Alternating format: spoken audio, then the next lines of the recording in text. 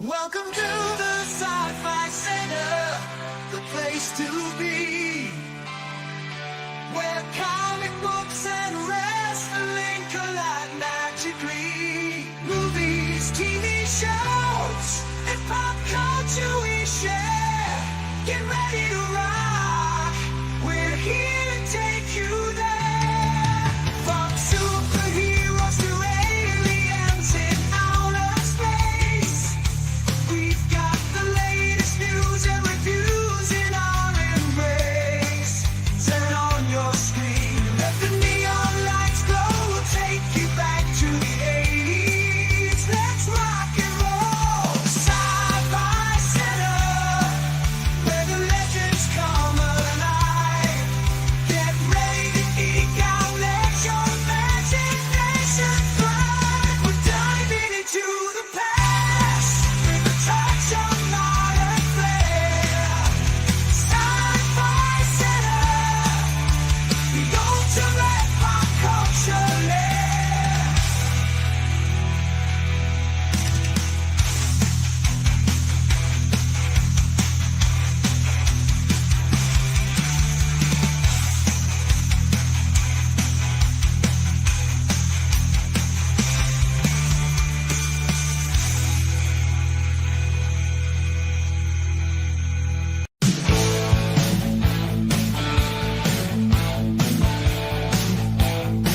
Come on down and get your geek to gift at the Sci-Fi Center.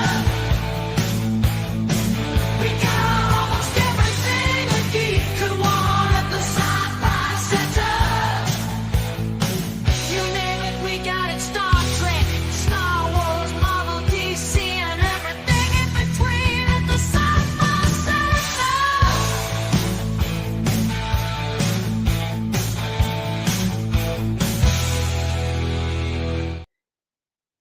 All right, let's try this again since Disney fucked up and didn't release it at midnight this morning. Here we are. Really disappointed. We're going to get right into it because these episodes are quite lengthy.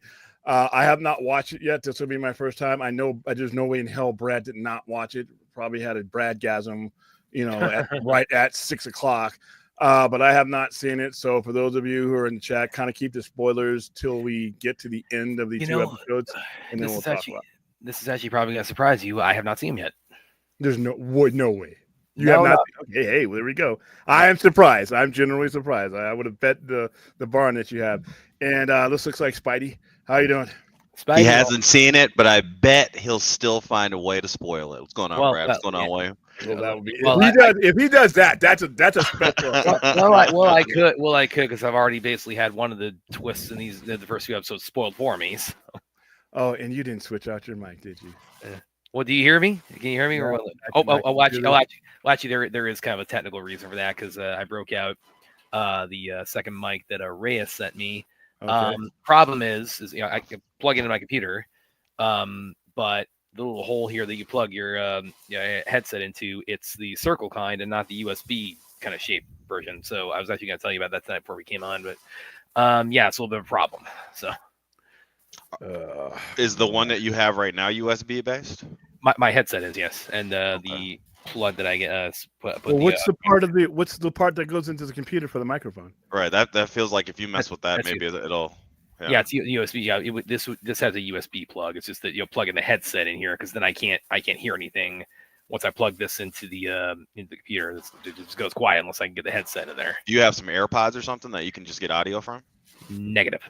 Got it. So the main thing I was kind of wondering is is there any kind of adapter you can get for to get like a USB port for like a headphone, like a small. Well, yeah, there is. They got them at Walmart. You just go to Walmart and say all right, good. That's USB to AC adapter is all it is. Okay. All right. Well, just mute yourself when we're not talking because that's going to drive me insane. Well, okay. Well, William, it's like I had made one step away from being a lazy bum. So.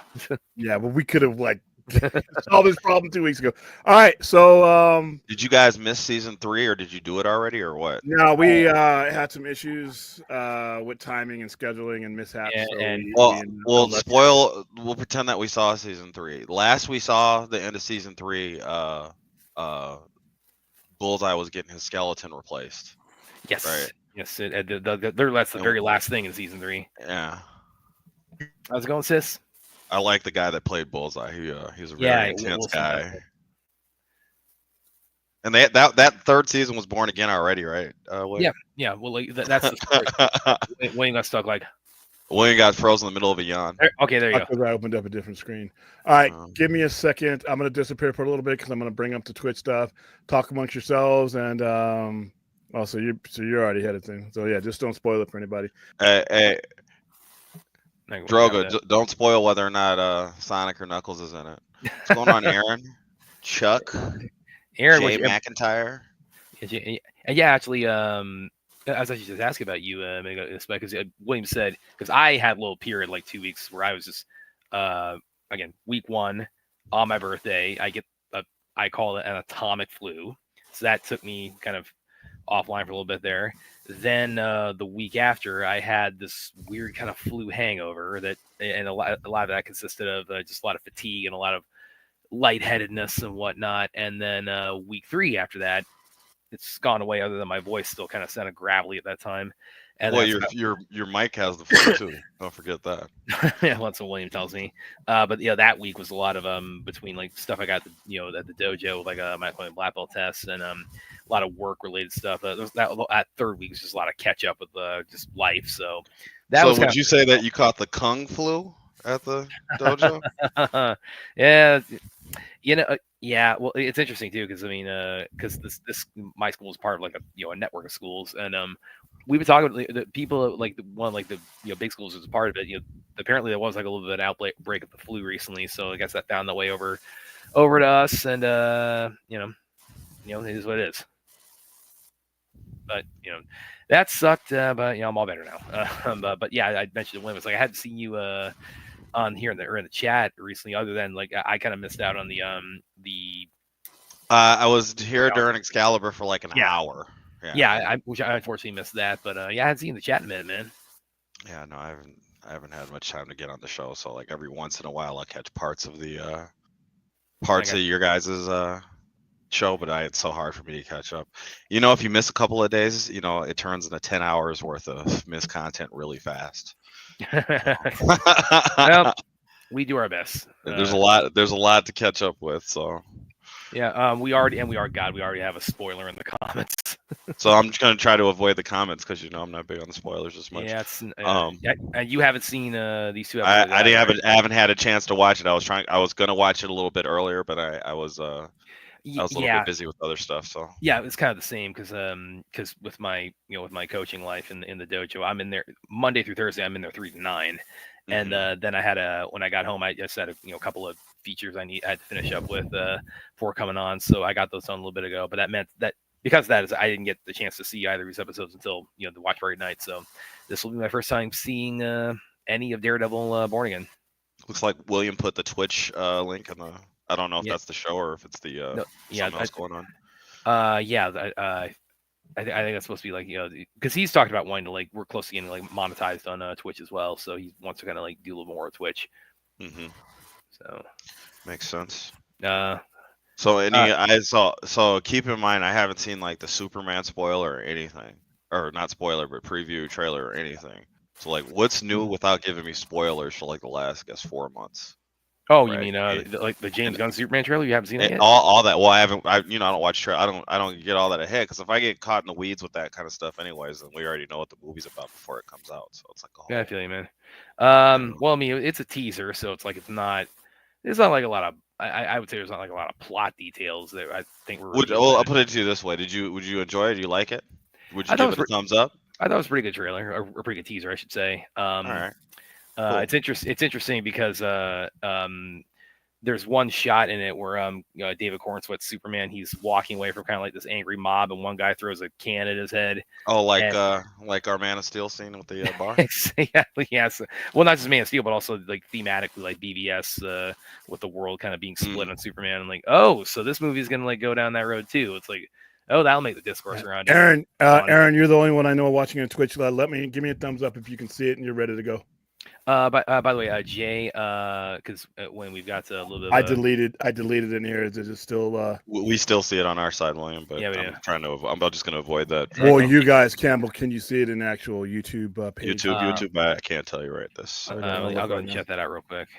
Well, you guys, Jay. yeah, guys, don't. I mean, because we got people watching this on various schedules and stuff. So yeah, this is the thing I Right. was telling you about. At least This is one what Brad. detail that- Jay, you might not know. Brad's the spoiler here. He handles all the spoiling. That's his thing. Yeah, and I got to see the thing before I can spoil it. You might pull one off without even. I can't even get the live chat to come up. So guys, just have some discretion, please. What's going on, Clint? All right, are we ready to go? I'm ready. Got it all set up. All right. What's up? All right. We just had to start off this wonderful evening. We're going in the count of three. 3, 2, 1, play. Shit. By the way, I tried to get us. I've already watched this. It's a lot more difficult than I would have liked. I reached out to Meg. She said actually, apparently, it sounds like Disney or Disney Plus is they're a lot more stingy with screeners than most other studios or streamers that I've reached out to in the past to get screeners for. Basically, it's like she told me because she's part of it, a critics group. Basically, the only reason she was able to get that, and then also expire tonight. So it's we're not getting screeners at this point. So I was fine with it. I mean, it would have been kind of cool, but at the same time, I like watching them this way. I would not have watched them all anyway. Oh, I would have blasted through this whole thing over a weekend. Yeah, I don't do the binge watching stuff. I don't normally, but I mean, it's but for the purposes of this, it's it's kind of like what I said when Blade Runner 2099 comes out on Amazon, I'm gonna watch it one episode at a time. Well, it's kind of like what I said when Daredevil season 2 that came out a week before BVS, and I had seen the first half via screeners. So once the rest of the show dropped on Netflix, I got through it all that weekend, so I could do my write up on KFK and then move right into BVS mode. So I would have pretty much done the same on here.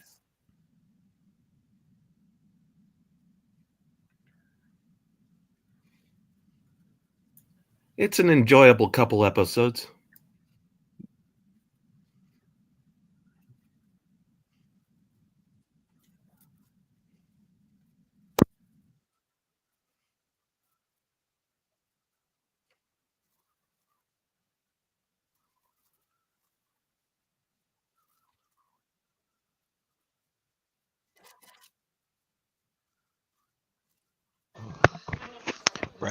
Brad, remind me. Is Jerry Hogarth still alive in this storyline? Yes. Okay. Yeah, unless it killed her off screen. Yeah, she is. Okay.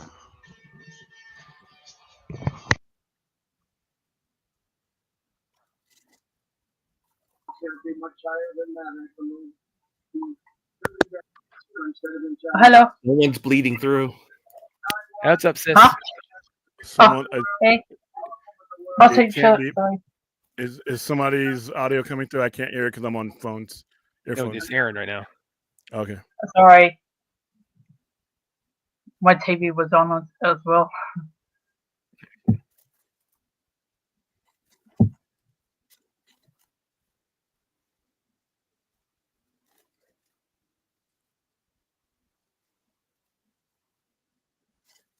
I just hope this opening has a point.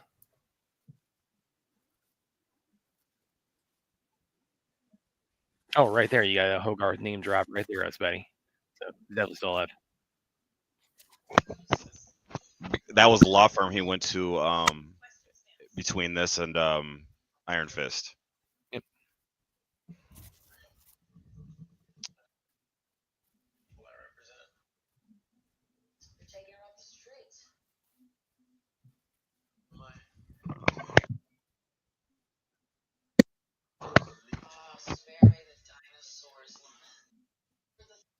White Tiger's a Marvel superhero from New York City, right, William?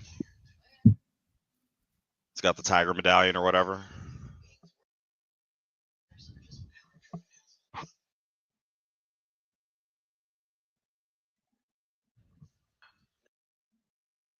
Oh, the guy who played White Tiger in this passed away.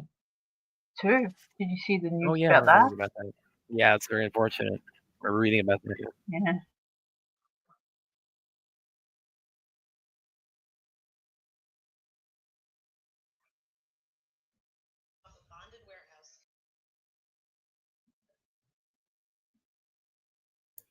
Did your laptop crash and burn, William?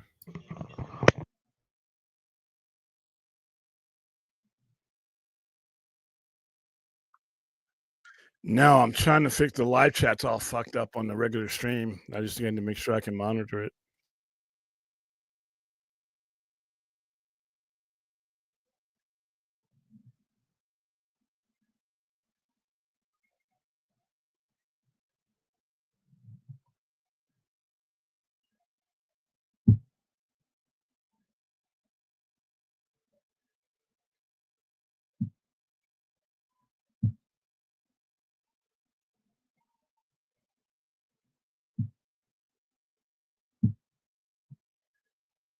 Probably should have created a new show.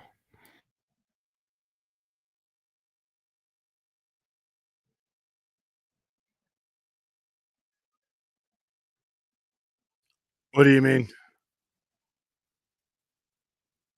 This show was supposed to go on last night.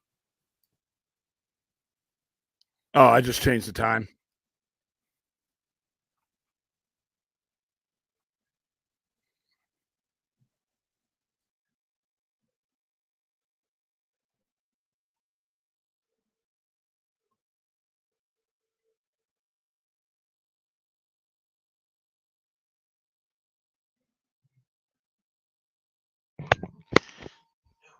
I always liked on the first season of Daredevil, they had a great respect for his powers, like explaining them and all that.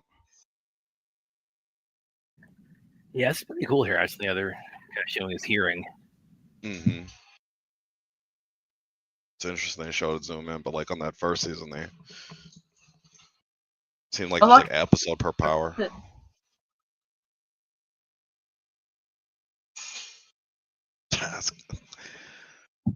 That's Clint right there, huh? Or it's not Clint. It's what's Bullseye's name? Real name, William?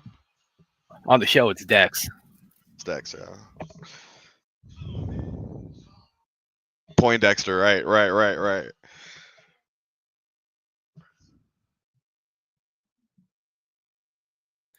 Yeah, I ain't bullseye of anything right now. Texas Laboratory.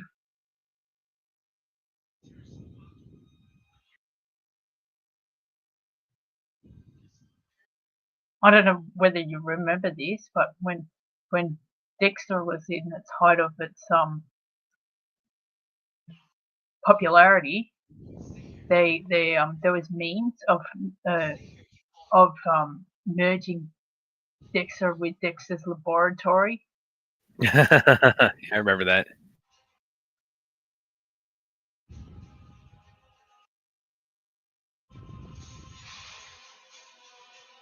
Oh my god, that's Oogie! It looks like he's been working out. He's back. He's back.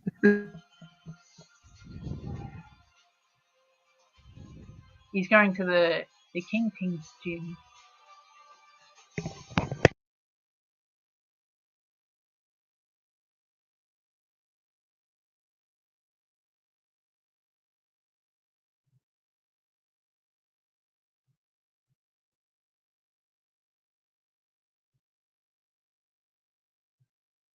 Holy shit, they've increased the budget with this.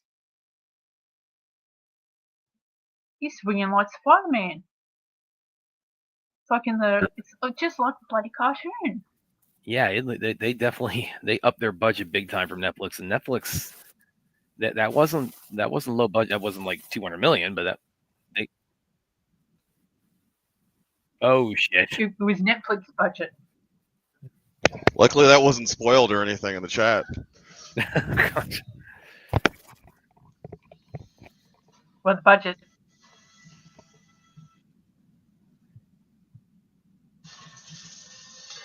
Did someone do a Brad in the chat? Yeah, somebody. I mean, Yeah. I don't know why that was.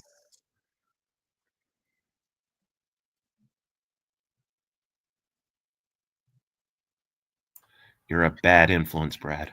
Okay, William, do you prefer that he has the bullseye emblem on his gloves or his mask? Gloves, Well, probably. Oh, here we go. Oh, one shot fight. The first 10 minutes, one shot fight scene.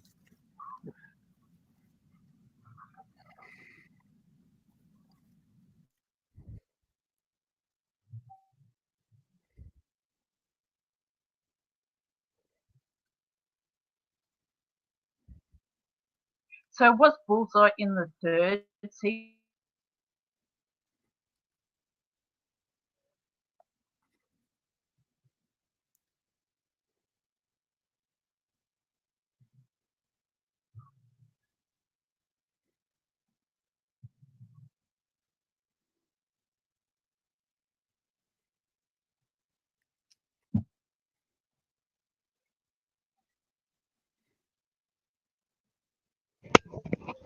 Foggy Nelson is out.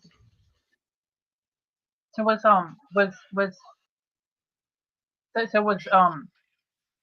Bullseye in the third season, or you can't say? Yes, he was in season 3. Okay.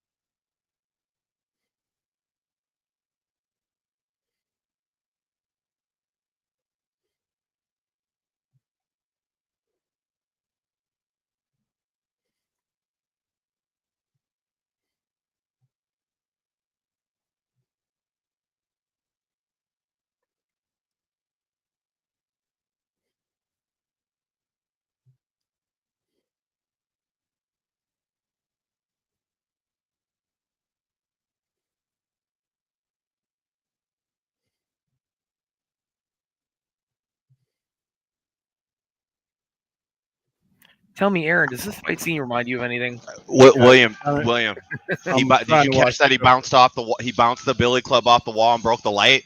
Yeah, That's right out the comic books, bro. That's right Yeah, out the that's what comic I'm asking. books. it looks like I'm feeling that there's something about from the comics about to happen here in a He's second. got like if I see 8 where this knives is in him going. right now.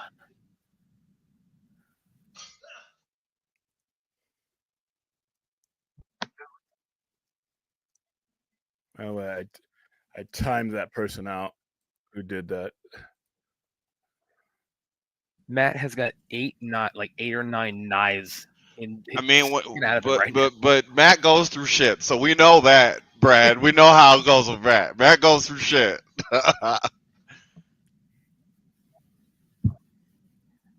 He looks like a human cactus right now, and he is still kicking ass. Well, most of those are going through has been minimized by his armor. Yeah, he's got the stab-proof armor that God, the Gladiator Aaron, you're made. right, man. They really upped the budget for Born Again.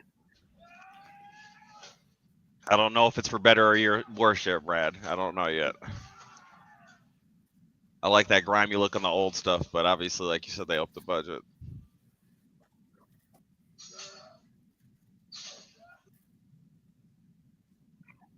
Is he gonna die, William? If they're doing what I think they're doing, I'm gonna say no. Okay. But he's about to get fucked up if I'm thinking what they're projecting here. Oh, here's the GIF. Here's the GIF I was sharing.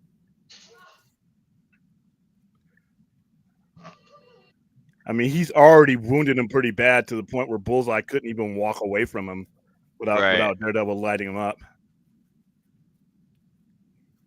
And he's overlooking Foggy right now as it's You happening. can hear him. You can hear his heartbeat going. Uh-huh. This is good stuff right here. This intro is a good setup. And already right there, that's a lot of blood. That's a lot of blood for the intro of the show. You know what they don't tell you about transfusions? What's that? They only just barely keep you alive, and that's the only reason they give them to you.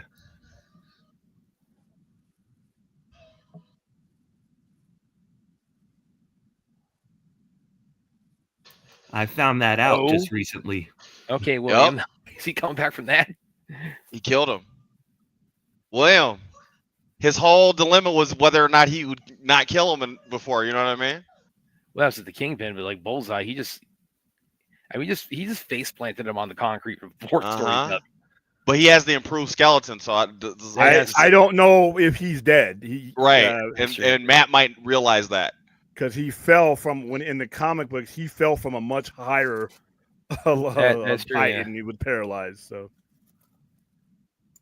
The actor who played Kingpin has lost a lot of weight from the first season. Yeah, and he's when he's Vincent D'Onofrio, he wore a he's I think he's like 65 or so now. So he's is he that old? Yeah, he's getting up there. He was in Wow, Full man. Metal Well, Jacket. yeah. Wow, damn.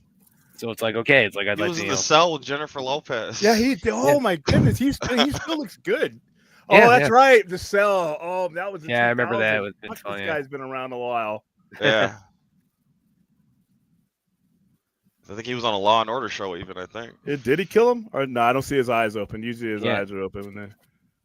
Yeah, I think they're kind of leaving. No, they might be flickering. No, he's dead. Oh, there he's we up. go. William. Oh, he's up. Shit. Okay, I guess you're right, William. Not the end of It's Bullseye. that skeleton in comic book stuff, you know. Which post Brave New World now that can canonically be adamantium. And by the way, he doesn't. So is Bullseye reinforced with this adamantium, or does he just have like normal metal on him? He has a spine. He has a spine that in the comics, Daredevil fucks him up and doesn't care. Yeah. Daredevil doesn't have this guilt, like, you know, this would not stop him from being Daredevil. Daredevil just went on to the next goon. You know he killed some ninjas after this. He didn't give a fuck about Bullseye. William, that's not entirely true, because you know, like how they did even in the show they got this right.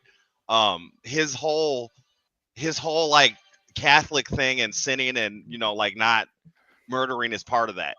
Like he does take that seriously. No, okay. 181, he beats the fuck out of Bullseye and enjoys it. He lets Bullseye fall. He doesn't push it here. He lets Bullseye fall. He's paralyzed. He visits him in the hospital and plays Russian roulette with him. And fucks with him, yeah. Which, do you think we're going to get that now on the show?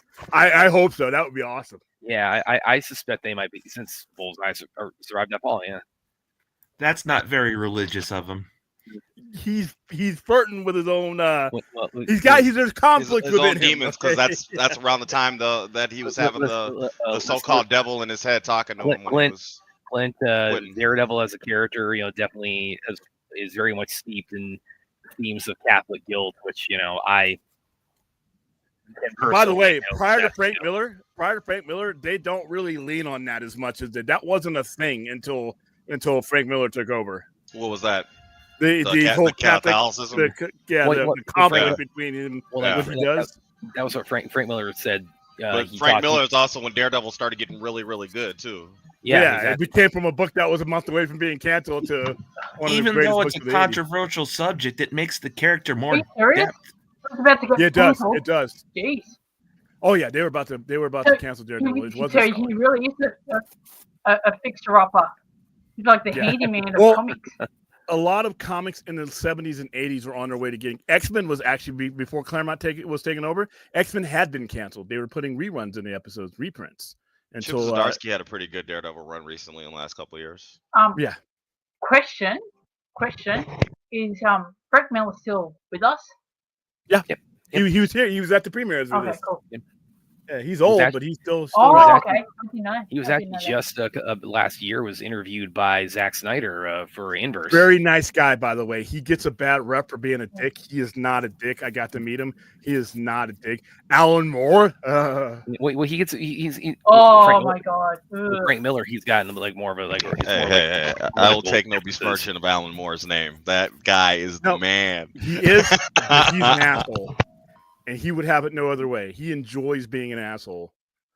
Even to the people who work. Dave Gibbons and them, I don't even think they get along. I mean, but William, if you wrote what Alan Moore wrote, you get to be an asshole, right? No, because Frank Miller's written great stuff too, and he's not. So I mean, it's called being professional.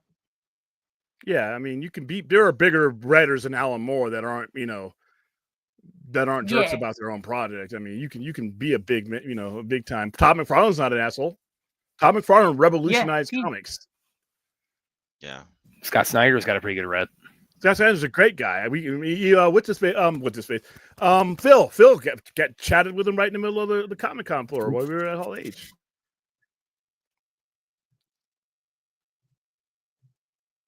Oh, okay. Maybe this is kind of like right here. Maybe this is a way to explain Kingpin. Maybe he's like actually dieting. Maybe that's the way to explain him looking. Yeah, but thinner. the problem is that he's not going to lose that muscle though. He's muscle. That's Right. true, yeah. The Kingpin, you know, only Brad, you remember from the Spider-Man cartoon, he's only 3% of his body weight's fat. He's one of them dudes that can like he has deceptive speed. Because I remember when Daredevil was fighting him, he's like, I gotta watch out. It doesn't can look fight like he can Spider-Man. lunge at me. You know what I mean? Yeah, he even though Spider-Man obviously held back on him, but Daredevil was like, okay, he can do it without his heart racing. Yeah. That was what threw Daredevil off, because the Kingpin is very calm when he does it. Yeah. Yeah. I'm really hoping they, even if it's in the last episode of this season, that Tom Holland appears. It's not going to happen. They're talking about when he was in hot. Hawkeye. They're talking about the tracksuit gang from Hawkeye. Yeah, I wish they would have retconned that, because That's what they're going to kill. They're talking Oh, about and that. to answer your question here, Chuck, well, here you go. Vanessa's back. Mm-hmm. Oh yeah, she's back. She was at the premiere Zor-El. too. She was at the premiere too, looking ageless. These people got to start getting fucking old. Damn it. Damn.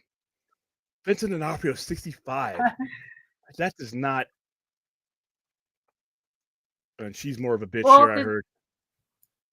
Yeah, Modern makeup, William. with you, William. Good living. Heck. Was that Ozzy? What, you just call me old? What? Clint's older. Are we going to get a Richard Fisk situation, William? I don't know. I've tried to stay away from the show. Yeah, I've tried to stay away from the show as much as possible, so that like I said, I'm still looking for that opportunity to be taken by surprise. And people. No, I was asking I don't want.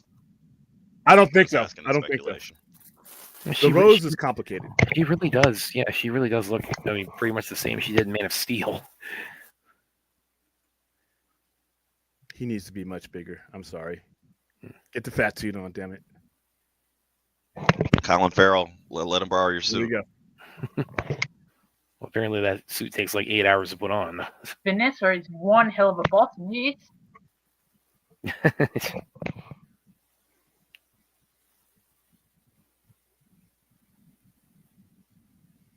By the way, everybody, this is actually a little bit of trivia.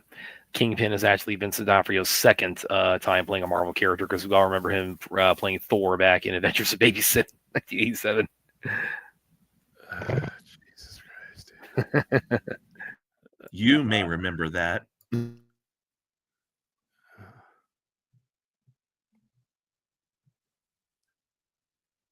It's a fun fact.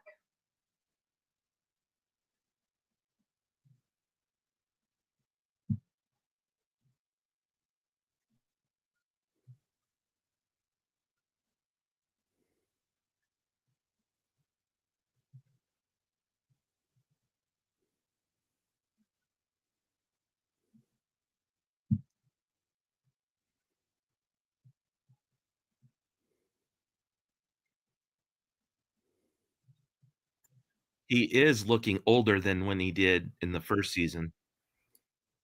Came out 10 years ago when the first season came out.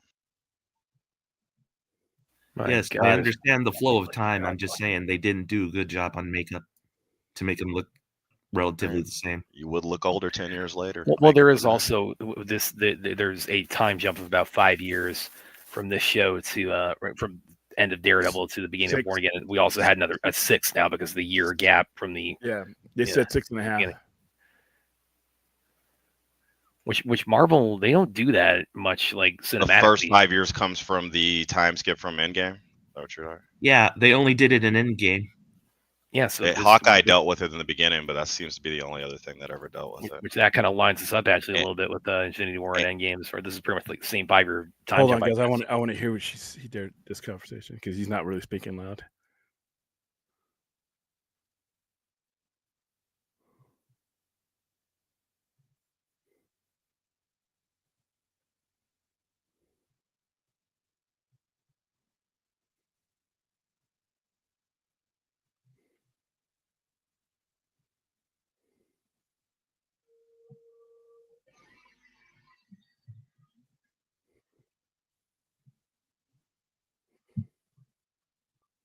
man, Kingpin is like really love this woman Oh, he's in love real with the hard.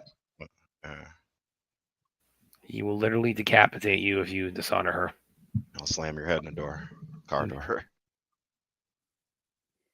That might sting a little. Just a tad. Yeah, that's why when they say that this You is know what? Screw it. more violent.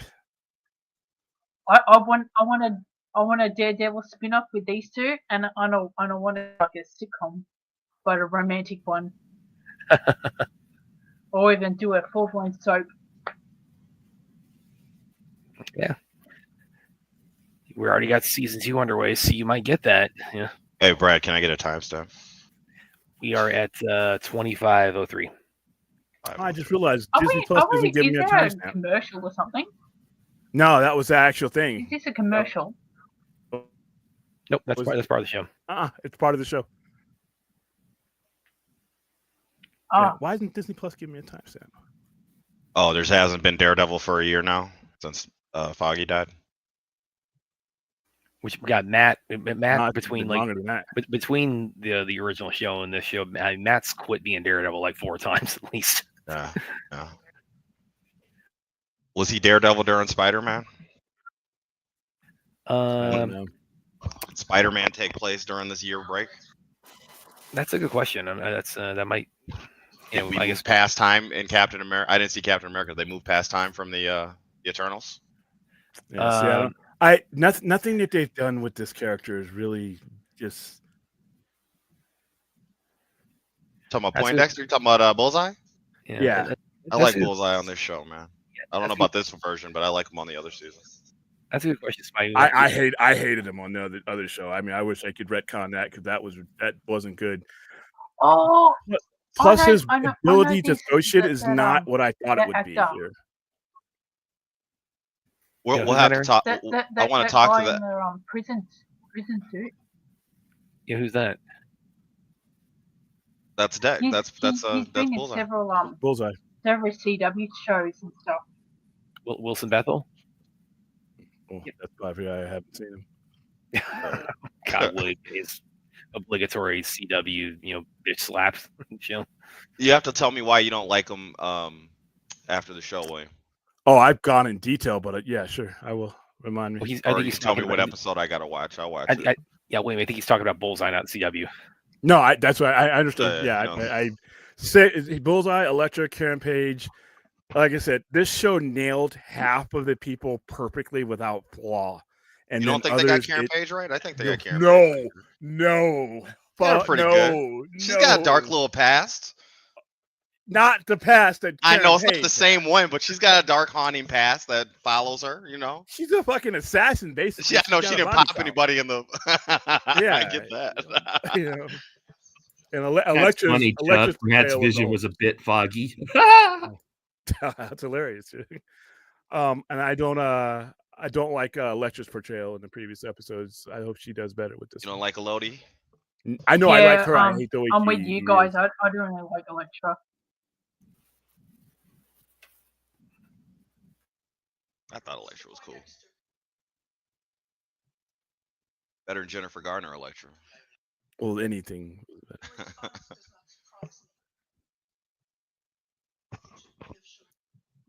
His intro scene on season 3 is amazing. Oh, When he's still the FBI agent. Aaron. yeah. Spidey, it's Droga. We are up to right in the court scene when Bullseye is being sentenced. Chuck Cage is asking if Bullseye is like the Joker and Deadshot. actually- I No, wouldn't he's really not- say he's the not a Joker because psycho. he's more sedated than anything. He's very calm and calculated.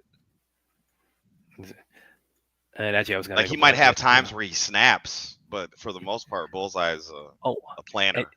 Yes, Spidey. I was about to mention this because William said we're kind of suspending the Daredevil because we just weren't gonna be able to get it done before the show dropped.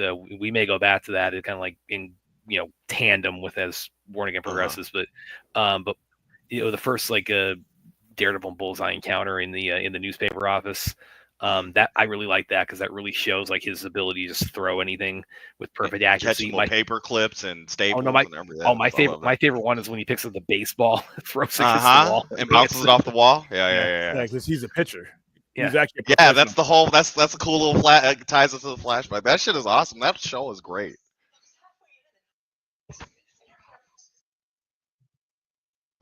I think each season is better than the last.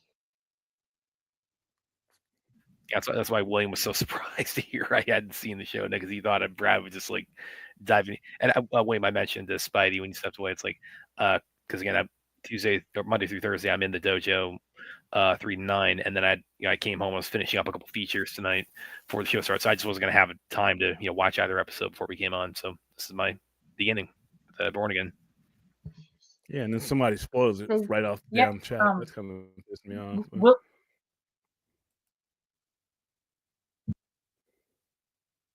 I know you hate Dark Avengers, but Bullseye was also hot. Wilson Bethel. That's him. But that's him.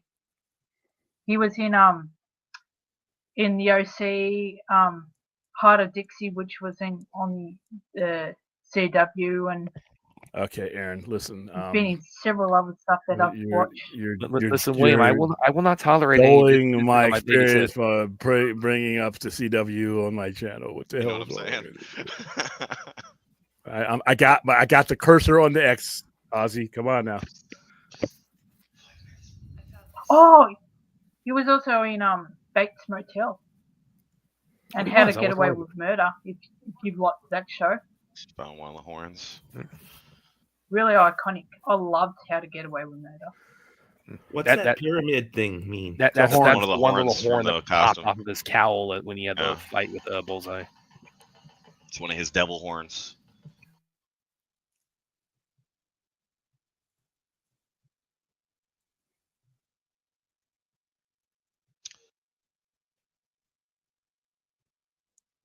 I don't know if you guys were talking about this on the old one or the old show. His apartment on the old show, William, in the first season at least, that's the apartment from the Frank Miller book when they went over his the day in the life of how he gets in and out of his apartment and what his powers are. Yeah, I remember that. It's the same layout and everything with the skylight.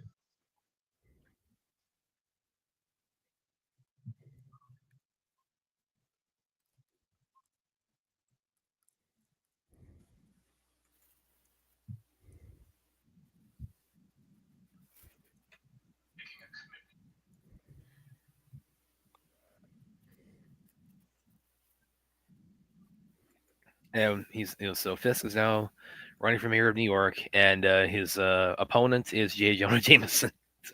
Which, by the way, that does actually happen in the comics. Jameson does become mayor. Is this Shadowland, William? I don't think this is an adaptation of Shadowland. No. This is it's like a amalgam of a bunch of different things. Like what he did to Bullseye happened after he killed Elektra. Although I really Frank Miller. I really hope that's what they do in season 2. Is that's an adaptation of Shadowland, because I really want to see that brought to life. It's one of my favorite Daredevil stories.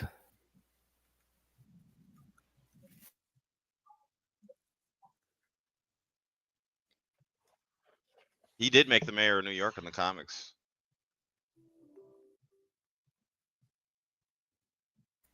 I think that would be kind of like a cool in joke if they had it like his opponent in the election would be J. Jonah Jameson, especially with the version of Jameson that's introduced in No Way Home. Luke Cage was the mayor after him. The last scene you see of Luke Cage on Jessica Jones season 3, he's wearing the mayor outfit when he was the mayor.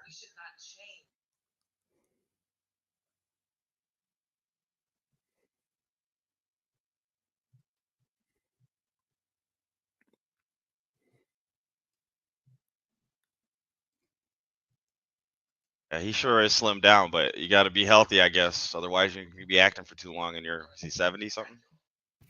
He's 65, yeah. So I mean, 65, yeah. You can't be big boy when you're 65 like that trying to act.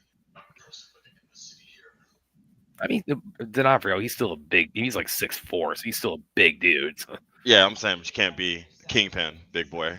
Yeah, in real life. I would have given him the fat feet, to be honest with you. But that's just me. Yeah, you're so used to seeing the Kingpin be fat, right? I get it. Or no, big. He's not fat. He's just big. Fat, big. I get it. Yeah, but still massive. And he did look exactly like the Kingpin on the old show, like to Clint's point.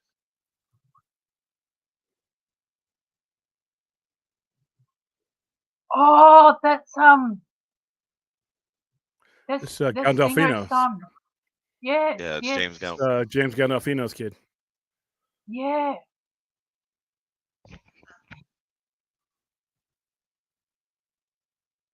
You know what? I reckon they should make a prequel to The Sopranos They and did. have him play him. Oh, I would rather him play the age him up and play Tony. Fuck it. Oh, really? Wow. Not play. They made a movie father about the stuff. Sopranos. Yeah, the Princes, the Saints of New Jersey, or something like that. Or Yeah, and I actually enjoyed it. His kid was James Gandolfini younger. Uh-huh.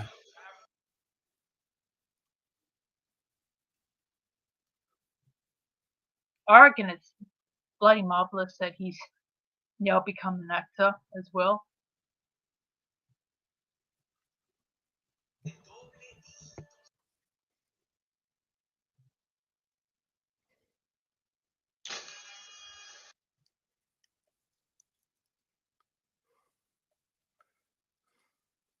Doesn't look as glossy as some of the other Disney Plus shows, but I do wish it looked a little more grimy like Netflix version.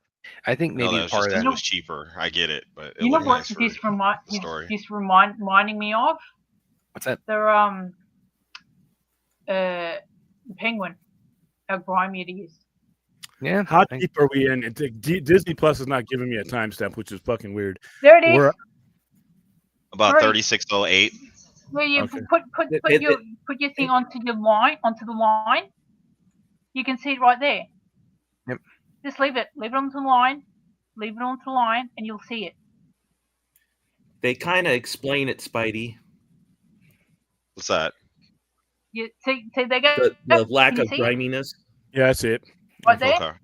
Yeah. Yeah. Then it just goes to 0. Oh, I see what you said. Okay, all right, gotcha. Yeah, down the bottom. It's I don't like that. very fine print. I got it. You- We're at you need 36:42. glasses. Yeah. All right, You need got it. glasses. No, I do. Hey, listen. You know what? I'm about to time you out. Let's No, see, literally, time I out. literally had to put my face onto the screen to find it. I thought, what the hell is that little thing gone? It's like I'm like, they don't little usually button. do it that way. They usually just get the timer, but it's fine. We're already Alright. halfway through this episode. Wow. I Way think, past. what the hell is that thing on the screen? I thought there was something wrong with my laptop again. I was like, Yeah. oh no, Disney that's Plus is the- pissing me off these last 48 hours, man. First of all, this shit should have been on midnight. Goddamn. Yeah, I'm sitting That's, around I'm last. still pissed off. I'm sitting around last night, like wondering when they're gonna send me the link and or say we're going live, and it's like, and then Are you as pissed off as that hour-long wait for the Fantastic Four trailer? No, this Daredevil thing pissed me off because I really wanted to watch these first 2 episodes. Well, and as they were airing, and I really didn't.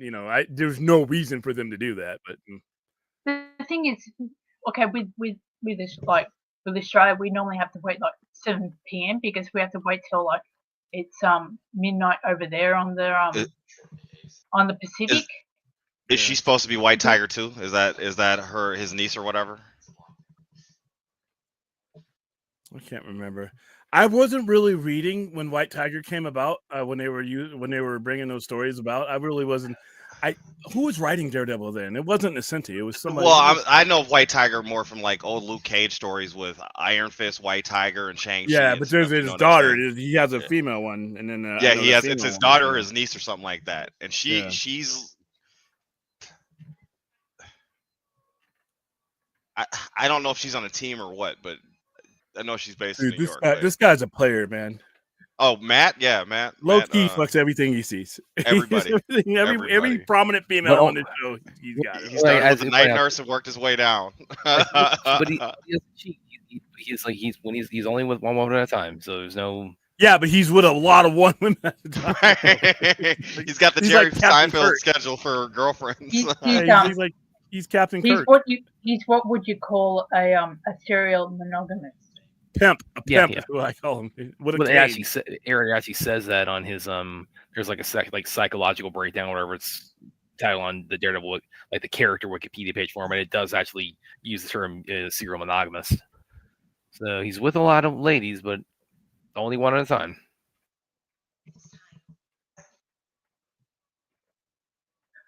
You know what? This is funny, right? An interesting fact. Once Nicole Kidman divorced Tom Cruise, she went through a period of time when she was a serial monogamous. What consenting adults do is none of my business. Yeah, she at one point she was dating Lenny Kravitz.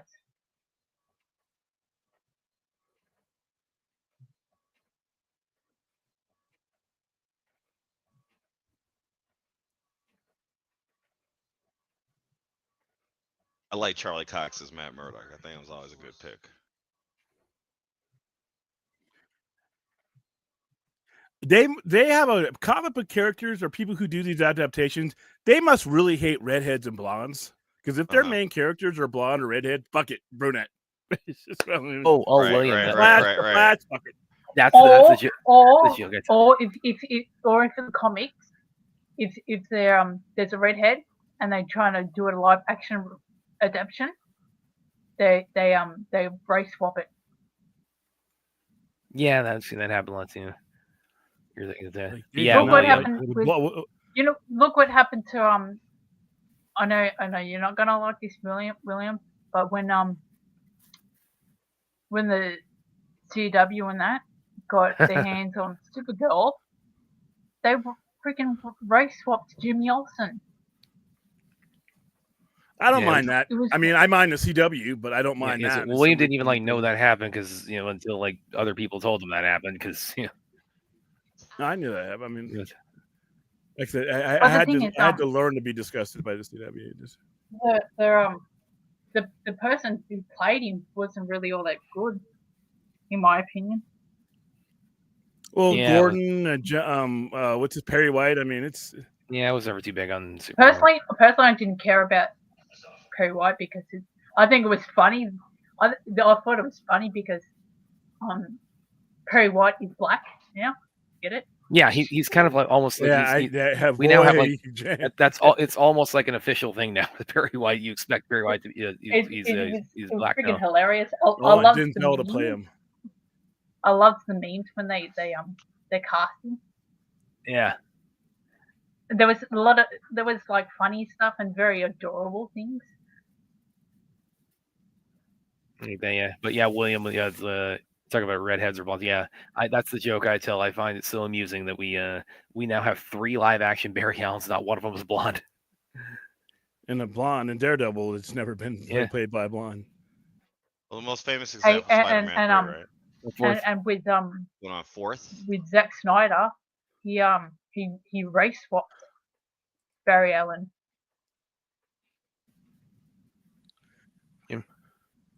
All right, so I'm gonna watch this. I want silence in this entire time, please, guys. Because he's known ever since he showed up in the prison, right, William? Yeah. Fisk is known ever since Matt showed up in the prison that day, right? Okay. That's why I watched this before the talk along. Smart guy. Some people might say that's a high idea. High idea.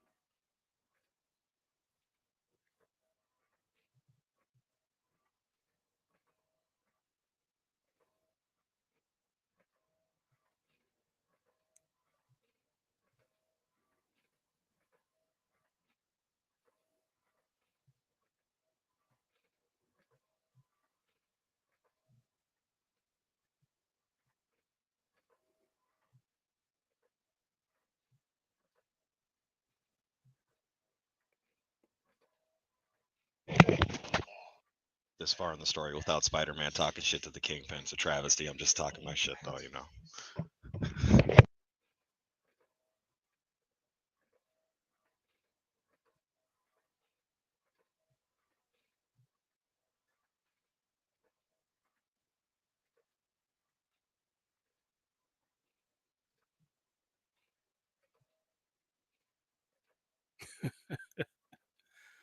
I waited to a damn near a year for that complete conversation, man. That shit was intense. Yeah, that was mwah.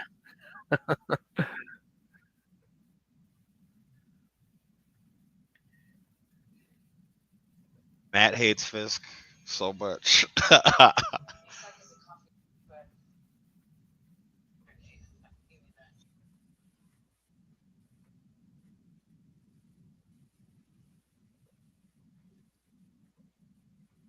God, you are right, Aaron. Though I mean, it's this.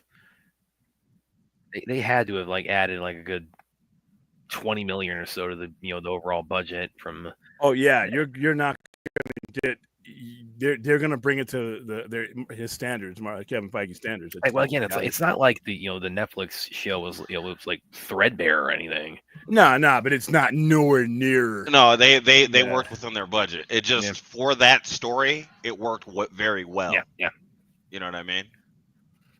It does. That grimy Netflix doesn't work for all the shows they did with the Marvel stuff. I think also because ever since like the No Way Home cameo, there's even though it's a cameo, there's maybe like a little bit of a mandate, like okay, anything Daredevil's leading now just kind of has to like feel a little, I mean, Daredevil, Spider-Man's boy, the whole New York superheroes. I mean, the street level superheroes in New York are all kind of Yep. Yeah, and because this is a show, it means you won't see that Spider-Man. I know.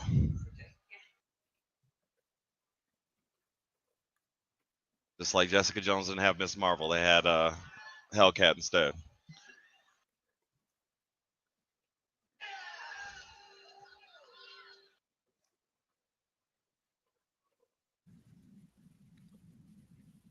I think Vincent D'Onofrio is the best person you could have had playing the Kingpin. Though that was a great pick. Yeah, I agree. Dude, his wife's like, "Fuck this! I want to be a mob boss." I mean, she's been on that ever since the end of the first season. Ever since she's like, "Why are we doing this?" Yeah. Well, and she starts out, again, she's like working in an art gallery.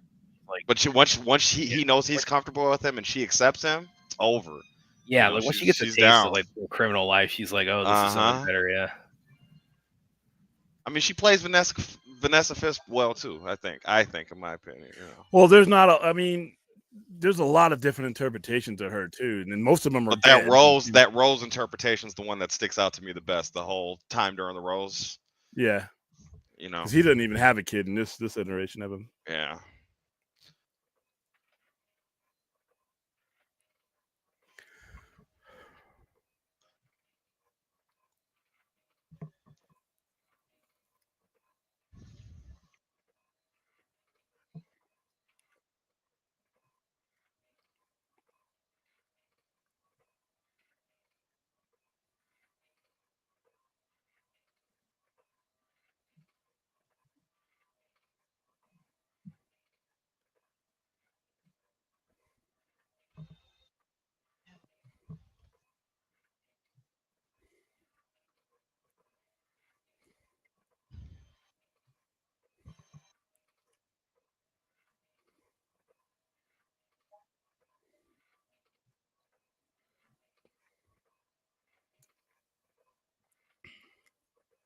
So this is a Disney show. So is he going to die halfway through the season and Vanessa's going to take everything over?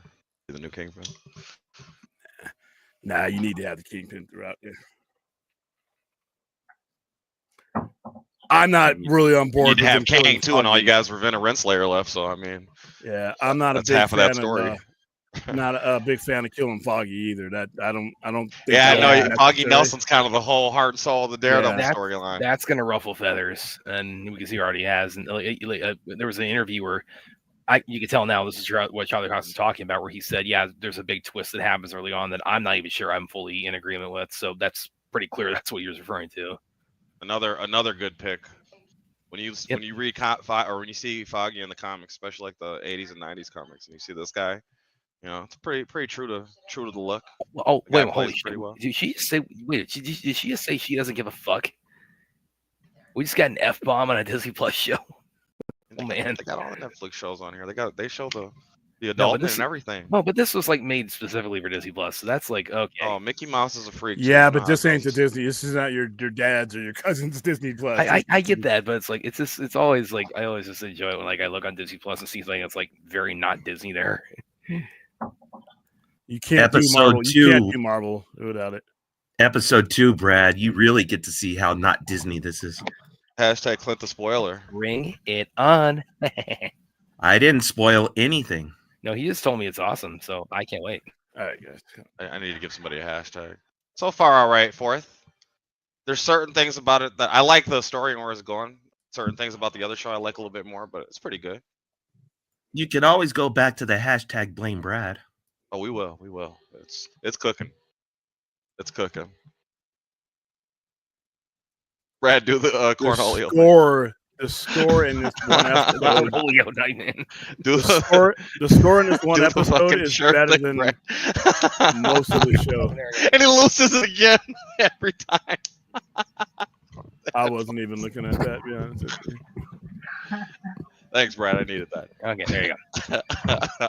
And you even got the headset getting knocked off. It again, fell too. off exactly. I needed that. Kingpin knows what it's like to be the Daredevil now. Look at he's at the You top can corner. tell the difference between a high production sound score and music. There's a They can huge afford- difference between that. They and used to have Netflix. concerts at the end of all the Marvel or the Netflix shows. They had little concerts at the end of all of them.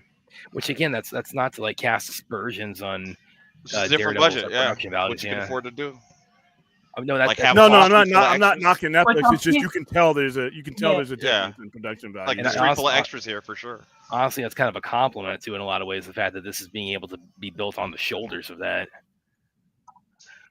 Yeah, exactly, Brad. I find that spot where Kingpin's standing interesting because like the Ben Affleck movie cover is that Yeah. scene. You know what I mean? We're bringing up all kinds of shit. We don't I'm need just to saying do. it's a Daredevil pose and the Kingpin's in It the same is. spot. Yes, Aaron, yeah. Again, Thanks, Aaron. I don't- needed that. Yeah. I appreciate. Again, I don't love the movie. I just don't. And that's Well, I was just saying it it's matches show. the screen. Is all. And that's the I'm back. just saying it's not. And that's the back. Yeah, So do we think that the last shot of the season will be Matt High? Look and what Dar- they've done here. and Look what Kingpin Law? they changed the lighting. Look, that lighting is Mhm. different. A different screen than Yeah. the background is. That was neat. All right, season 1, episode 2, optics. We're gonna run right into it because these are long, or longer than the. This one, and this one's 10 minutes less. All right. Skipping the intro or skipping the commercials. Give me a second. Can I get a second? All right, yeah, we're gonna go ahead and. I love that song at the end of that. I gotta find out where that came from. well, there was that one guy again because there's a question of like how could Fisk get elected? Oh, knowing his like criminal history. There's that one guy who like says the whole thing like, oh, I was. The How story did about Lex Luthor get elected president of Yeah. the United States? Well, I like the one guy in Yeah. the series says like, oh, here's like the story about the door. Says, oh, I could keep think- going with that, Brad, but I mean, we have real world examples. We're not a political show, guys. Let me know when you're ready. Yeah, I'm ready, man. Spidey, are you ready? Um, I'm at the Disney original screen. I am too. all right, I'm in there. And Go for you it. guys take comic books way too seriously. I mean, Yes, You I'm can do- guilty. Yes, Well, I do. mean, you're talking guys about hit play already? there, man. you can do anything in a comic book and it's whatever, but that's great. Did you guys I already think come? when it comes to not yet. When it comes to comic books, the thing is once you decide you're going to do an adaptation, that's an important aspect. Yes, you're right, Clint. You can do anything, but once you decided that you're going to do some type of adaptation, that's Gotta the at least basis. follow the skeleton. Yeah. Well, and not, and if they that's where it starts. Now, once we get a quality thing of it, like I don't mind what they did here. I do mind the Foggy thing because I don't think I think you can tell a dramatic story about him being enraged and going over the edge without killing Foggy. I don't think that's necessary. I think Game of Thrones does that to the point where it becomes excessive and where the deaths don't mean anything. You can push a person to the edge. I mean, like if they'd have handled the Electra story right, we would have already been here. They really royally They killed her with they Cersei'd Electra on Defenders. You know how they hit Cersei with the fucking rocks? That's what they did with Electra on Defenders. And by the way, Electra shouldn't have even been on Defenders. And that show shouldn't have been made because even the villain doesn't exist. I'm bored with you there. So, all right, we ready? We are. All right, I'm going to do a 3 count. 3, 2, 1, and play.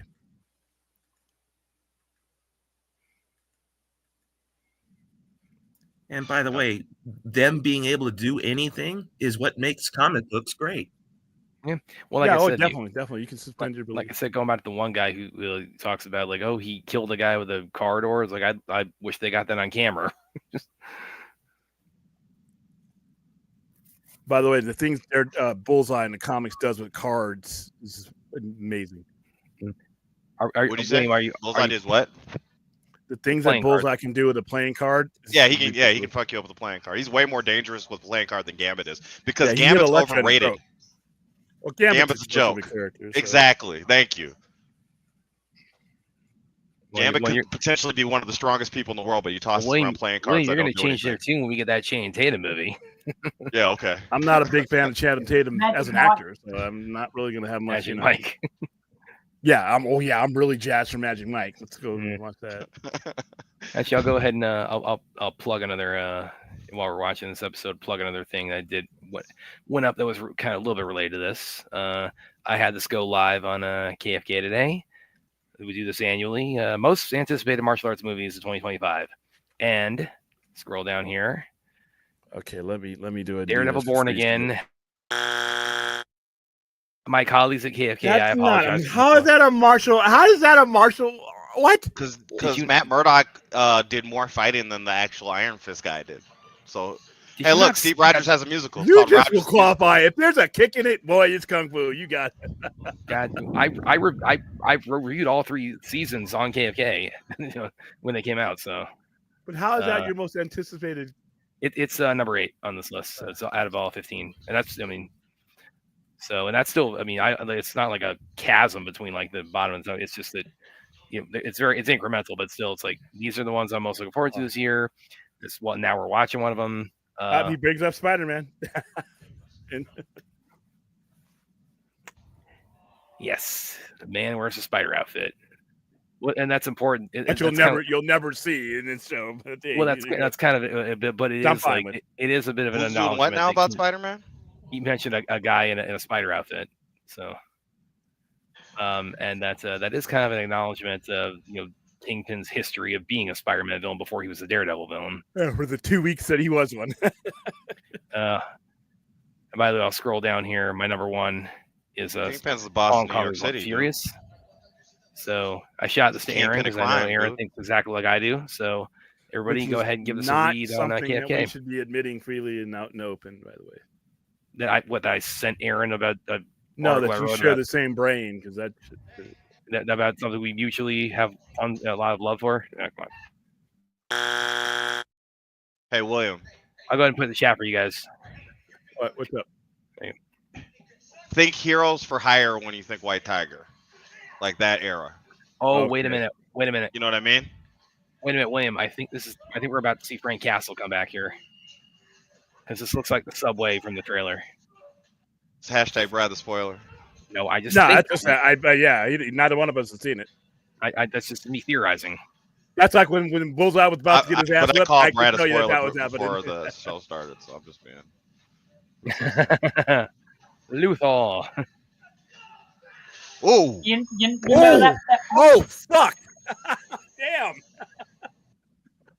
That could have been a little bloodier, but it was still cool. It could have been a little bit bloodier. Nowhere, dude. Oh man, that guy just. Hey, maybe he made it. Maybe he did. Maybe he's got the same skeleton as Dex. By the way, everybody, this is the second. Yeah, that's a good fan art. Yeah, I see.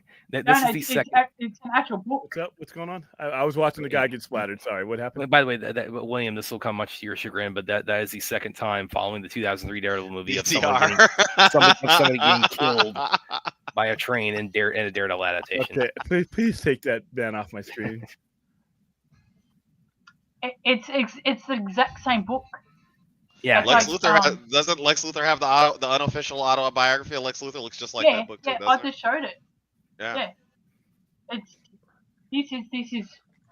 This came out before.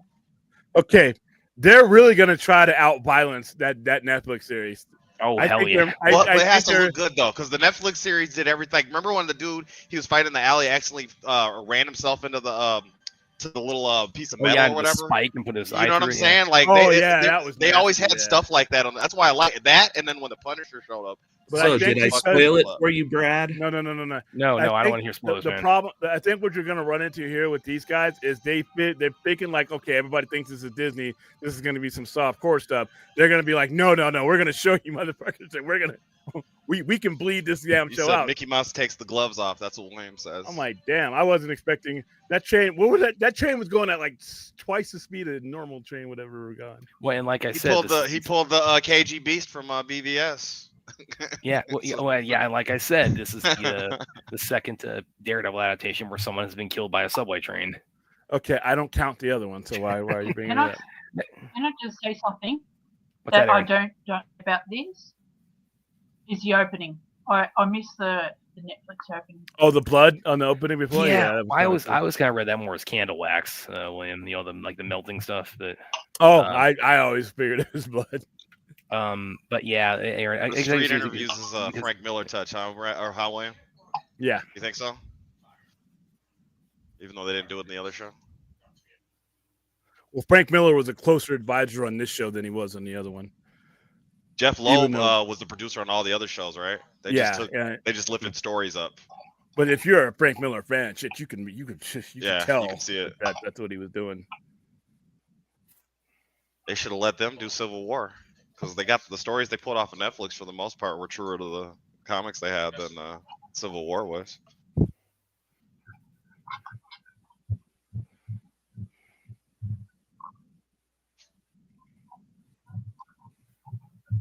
Brad, it would be awesome to see Spider-Man talk shit to the Kingpin for 5 seconds.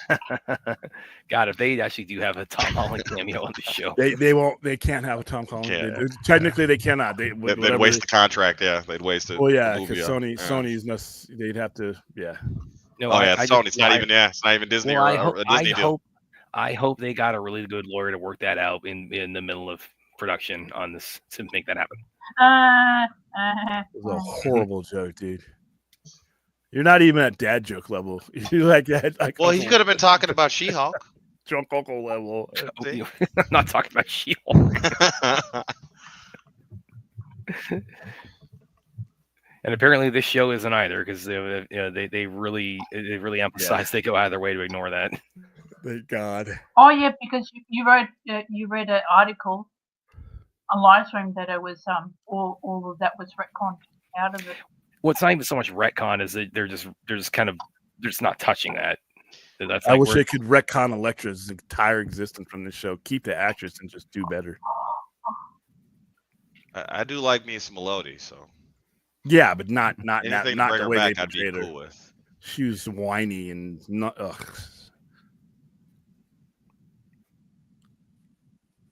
And she was killing people in his apartment. Yeah, but her attitude and her persona is that I don't know what that was that we saw on Netflix.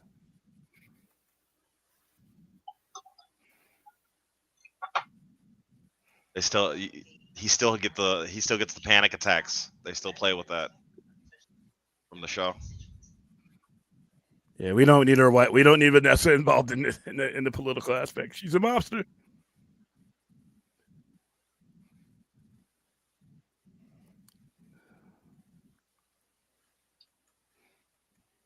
Well, technically, Vanessa is New York's first lady. First lady. Yeah, but she's a mobster. Yeah, she's definitely a mobster. Hey, Bell Rev, what's going on? What's going on, Bell? Speaking of F-bombs. I heard that joke. Yeah, not really a very good one. Yeah, Oh no, and don't you start. Goddamn. Ugh. What, fourth? It's Right. like, if you- Chuck had like 8 consecutive just gong show jokes. Oh yeah. Because he's trying to get you to laugh, William. He's trying to get you to appreciate comedy, and it's an uphill battle with you. So William, all I It's said not was working. you were I talking about the appreciate contract. humor. You were talking about the contract stuff. All I said was I hope they got a really good lawyer to work that out. Oh my goodness, you're painful sometimes. You know that, Brad? You're really. Would you not agree they would need a really You good would lawyer have to figured work the that out? stick would have broke by now. How many times you beat the horse, Brad? I think Horse said he Vanessa's wouldn't probably bet against going Spidey around showing up. cutting ribbons. What's opening better? up I don't know how they possibilities. legally could do it, but I mean, I guess you could negotiate. But What was that, Aaron? I don't know if they want to go to that money to do that because it's going to. I know, but we've gone this entire time, however long since 2001, 2002, since Spider-Man 1 came out, and we haven't seen one scene of Spider-Man talking shit to the Kingpin other than Spider-Verse when he got his head. You know what I mean? Yeah, and that was because it's the movie. This is the show. You Right. could see it the other way around. Hey, it's a starving Robert Downey Jr. Yeah. Aaron, you were saying something? That's the White Tiger. All I say is Vanessa's is out there cutting ribbons, opening schools and hospitals, and kissing babies. I'm serious. I bet she has a really good lawyer by her side. I haven't spoiled anything. I haven't seen these episodes yet right now. And yeah, Bill, if you want to come on, You should get a yeah, Superman look- shirt, Brad. Does she want to come on? Force is just suggesting that she should. Yeah.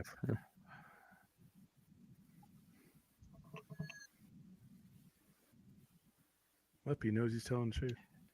I'm already actually, William. I'm actually really liking they're kind of they're emphasizing his super senses a lot more now. Yeah. Yeah, In a different way. They did it in the old show, but they're doing it a different way. They used They've done it- yeah, the Mars. money makes a difference in how they're expressed. Yeah, they've already done it like at least 3-4 times as much as they did on the Netflix show. I haven't watched any reviews of this show yet, but that first episode, I'm still reeling over the first episode. That was last 15 minutes of that first episode. I'm gonna have to find out where I rank that because everything was lined up perfectly. The sound was perfect, the cinematography was perfect. I don't know if it's the same people and they just got newer tricks, but you can tell that this is a massive upgrade between Netflix, and it's not knocking the Netflix show whatsoever. In some respects, I would say to me, not everything, because there are some things where it's got that Disney Plus gloss, but it does look very nice compared to some of the other. Yeah, but dude, it's a gritty gloss. It's not a shine. It's something. Yeah.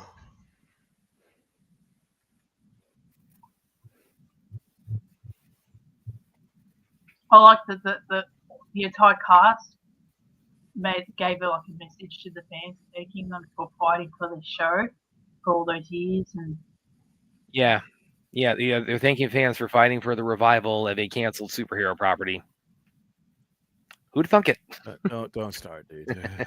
I could do this all day. I don't have a long enough X to mute you out.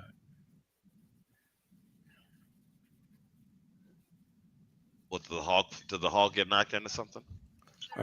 Oh wait, he doesn't do Hulk anymore. He kind of just sits back in diners and signs autographs for kids. Never mind. What happened? What they say that was the hole in the thing for? There's a pothole in the street. I'm just saying, since the Marvel. Maybe Oh it's yeah, super I thought it was that. a superhero. Okay. Yeah. Damage That's why I said control. Hulk. Yeah. I think they're done trying to milk damage control after the Spider-Man movies. Yeah, probably. It didn't go anywhere.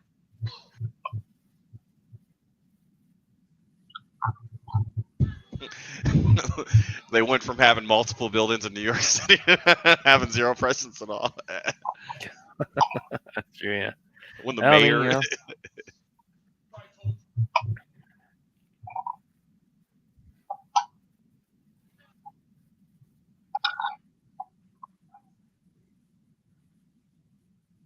So Clint, that's the second F bomb I saw. So are we getting like an abundance of F bombs on the show? Because man,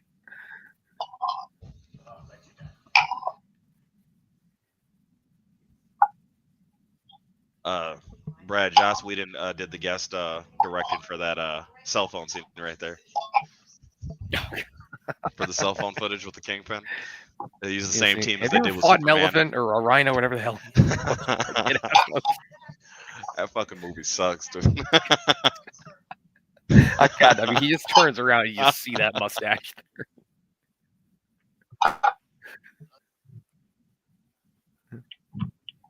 Cussing doesn't bother me, but there's a whole bunch more violence in this episode. Good.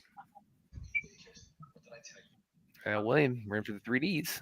I know it's not necessarily a guarantee after in a violent nature, but What, people keep Kingpin bringing that dropped fucking Violent movie Nature up. in the last episode. Stop bringing up Violent Nature. That movie was horrible.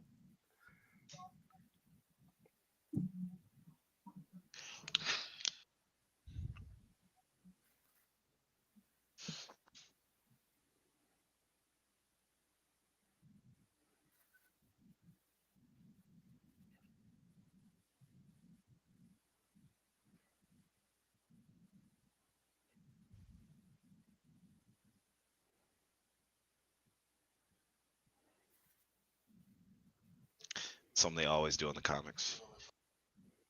He's dealing with clients, or he's in court. He knows who's lying. Drogo's making his feelings known about the Foggy tragedy. He's been Foggy since the Nelson last fan episode. can't be mad at the dude. I'm not mad, but I don't like when they do unnecessary deaths in order to do something that Listen, they I could hate Scott from the X-Men, but I thought it was stupid that he died in the beginning of X-Men 3. I always thought that was really stupid. Well, it was stupid that he died off screen, really. That's the thing about it. And it all came from like a scheduling conflict with Superman Returns. My Spidey true story, when Ashley and I went to see X-Men Days of Future Past in the theater. By the way, is she ever coming on the show? Because that kind of faded away. It's just scheduling with her. But we're still trying to make it happen. But the part when Wolverine goes to like the reset timeline, he's seeing all the the X-Men alive again, and when Cyclops when he comes on screen says when it's established he's alive again.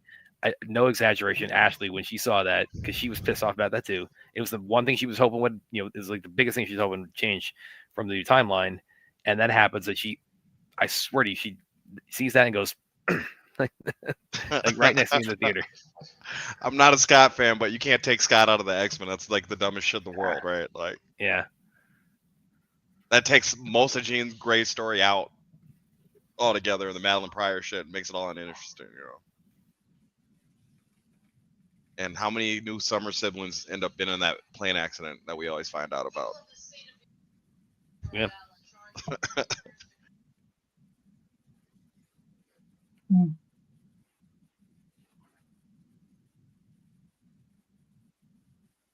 I wonder with movies and TV shows that show like courtroom scenes, whether they actually go to an actual courtroom to film in there. That's a good question. I mean, I would imagine like I could like fall under like location shooting and. Okay, so here's I'm just speculating here, but is the plot that the Kingpin has some of these cops on his side, so he's trying to get the vigilantes out of town, so he had the cops set up the guy to take the fall, and it looks like he has the judge on the payroll? Is that the Kingpin? I don't necessarily know, because the cops like that have a history and sometimes doing that without being corrupted that way. Right, but they're all like nodding at the king, or they're all nodding at each other in the court. I mean, they did a little bit of that with the Luke Cage show, but the only one that's in the room that's not law enforcement was Murdoch. So, so they're all brotherhoods. See, that's gonna be his niece. I bet you that's gonna be White Tiger 2 right there, guaranteed. Because the reason why I asked, because it's not like a Judge Judy production or something like that, where you know that it's a friggin' set. That is true, yeah. She's still alive. Let me look her up real quick, because it's like that's been on at least since I was about like 12 years old. But Judge Judy? Yeah. She's got like 100 million Judy years Steinberg? old now. No, she's still alive. She's in her 80s. Is she still a judge, or is she still like on TV? I She's not. getting I paid think more than Yeah. most I judges, think so she's yeah, at- she's still a judge. She sits on TV and does 2 cases a day. Oh my god! Gets paid 10 times as much as a normal judge. You know, course I she's almost still doing forgot it. about Ashley. Brad. Ashley. Brad. Yeah. Ashley. Oh, hold on, guys. Hold on.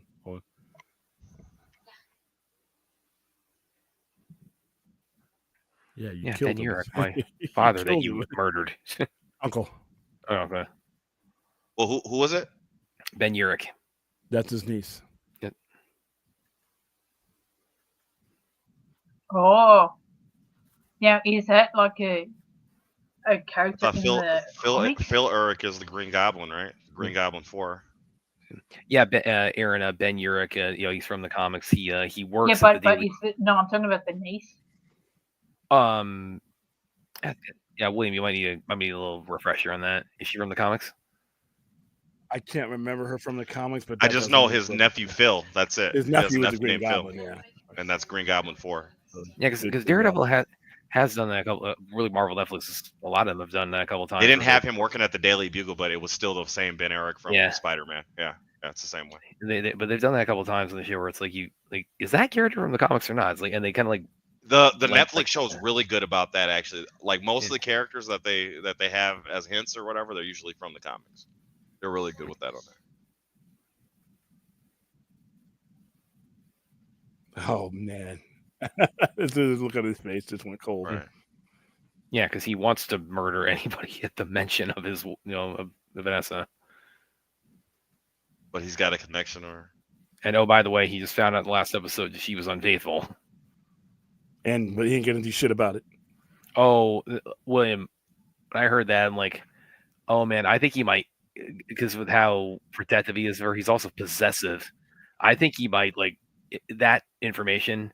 If that hits him hard enough, I think he might turn on her in a really bad way before the season ends. he never did in the comics ever. He really loves kill Vanessa. the guy who she had an affair with. Live Without Fear, and the whole name for Daredevil's banner is the Man Without Fear. Yeah, maybe it was with Matt. No, it wasn't with Matt.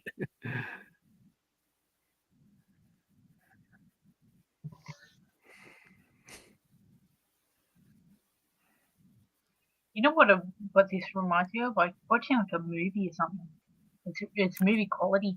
Yeah. Yeah, it's definitely like I said. They up the budget from Netflix by at least a good $20 million.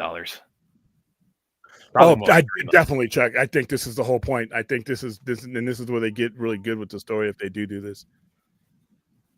What book are you comparing this to, William? I'm comparing it to the first run, the latter half of the first run of Frank Miller's run, and then the Ann Nocenti John Romita Jr. run. What was the villain? What was the arc? What was the plot line? Without giving it away, just give me the header or the. Well, you already know the first half of the because there's still elements of that and Born Again, and then the original run from 168 or 158 to 191. So there's already elements of that in here. The whole foggy the part thing after Bullseye killed Elektra and Matt's in his pretty dark place. much. Yeah, pretty much. Okay. But then it's not. It derails from the comics in that he doesn't have a recovery period after that. He gets actually worse. He doesn't give up anything. He actually becomes worse and more violent. Well, he was seeing the devil in his. He was having conversations with the devil in his. I'm sorry. In his I'm sorry, but who does like a book signing at nighttime? Oh, a lot in America. Superstar a lot of authors. Superstar really? authors. I know in but in New York, it's probably because of traffic, right? Probably have to. Well, no, you do it in America because people are working during the day. That's what I'm saying. In New York, it's like traffic and shit during the day, so you got to do it. Yeah.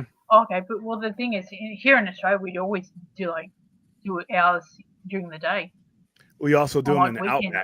outback too. I knew Wayne was gonna do. Yeah, as soon as Aaron said in Australia, it's like, yeah, here comes the outback joke. I'm like, it's hard to sign books when the wallabies and the kangaroos steal your pen and hop away. Yeah, there you go. Yeah, and I'm the one making dad jokes apparently. Chuck says I sign books at 1 a.m.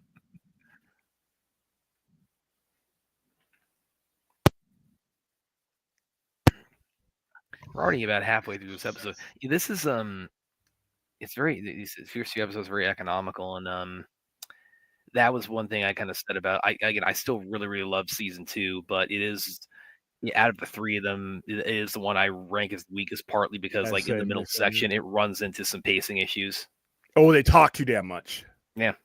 Season 2 goes hard. What are you talking? That's the Punisher season, right? Yeah, Yeah. but there's too much dialogue though. If it's not Punisher kicking ass, then it's the Daredevil kicking ass, and if it's not the Daredevil kicking ass, it's the Kingpin running the prison. And if they're not kicking ass, they're talking too much. Yeah, like Spidey, I think I've said before, like if I was ranking, he wants to crush this guy right now. He can't. He's fighting himself right now. I was kind of ranked them like 2, 1, 3 is kind of how I rank, from like look at this. Is he gonna punch this guy? Is he gonna? I'm wondering what's going on here. He's gonna slam that guy his head into a tombstone, probably. Damn! Come on, this guy's got balls. He's got balls, dude. His balls are dragging. He's gonna be dead within the next 5 minutes. You know this, right, William? Yeah. He's signing. He's gonna be dead in the next 5 minutes in showtime. Not even real time. That guy knew what he was risking.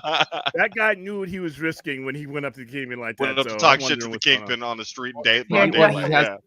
Well, he feels emboldened to do that because Fisk now has an image to protect as the mayor. For sure. But it's still the Kingpin of crime in New York City and Marvel, whether it's MCU or Marvel in general. That dumbass just signed his own death certificate. So one of the only people the MCU got totally right was this Kingpin. Oh, by the way, did anybody else notice? I think this is maybe like maintaining a little bit of continuity with season 3, like the last like confrontation they had. Fisk, he has a couple scars up here. I was going to ask you about that, if it was from that or is that from when Echo either shot him or he got the eye implants from the Echo show. Yeah, that's a good question. So yeah, I don't know. I really wanted to like that show. There's only a couple things that I like about it, but mainly it's a drag, man. It's a drag. I like some of the ideas they did with it, but it's a drag of a show, unfortunately. And they kind of made it an original story because that's not even Echo's storyline. There's a lot of things they've done on Marvel Disney Plus that I wanted to like, and then it just falls flat. I mean, the Hawkeye series was like, what are we doing? Oh, that was hard. No, that's the She-Hulk. Oh my god, I heard really bad stuff about that. Hey, I like Cloak and Dagger, and I messed with the Runaways though. I didn't think I was gonna like those, but those were all right. All right. Chuck, are you saying Echo's half-baked? Well, it's also only like 5 episodes, right? What's that? Echo. I don't remember. It's like 5 or 6. Yeah, he's not wrong when he says it's half baked. There was cool things they did with it, but it just didn't. You could tell there's a lot of reshoots being done and bringing the Kingpin in and all that. So. Yeah, I really liked Cloak and Dagger. I was a big fan. Cloak and Dagger was actually pretty cool. And their story was pretty tied up how it was in the the little comic they had. There was no Spider-Man. And I liked what Fox did with their X-Men series. Yeah, I just keep meaning to get around to seeing those. I just never had yet, but I've heard good things about them, about Legion and about. They made one with Legion, Gifted, and they made Gifted. young mutants or young. It was Gifted, wasn't it? Yeah, Gifted. The Gifted, yeah, it was called The Gifted. The New Mutants was the movie they made, which is the younger X-Men team.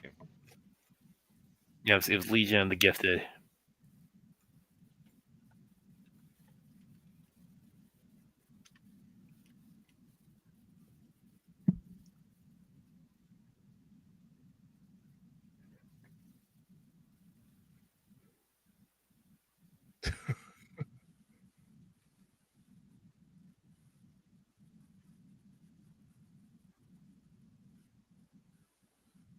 See, the Tiger Amulet.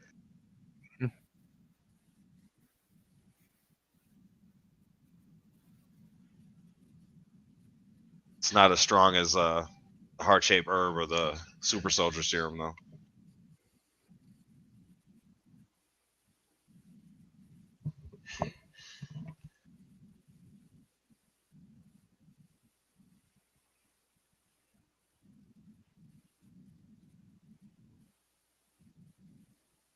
So with this, Are they going to be pulling any like characters from any other characters from the MCU into this show? That's what we're speculating. But this guy right here is from the comics, Aaron.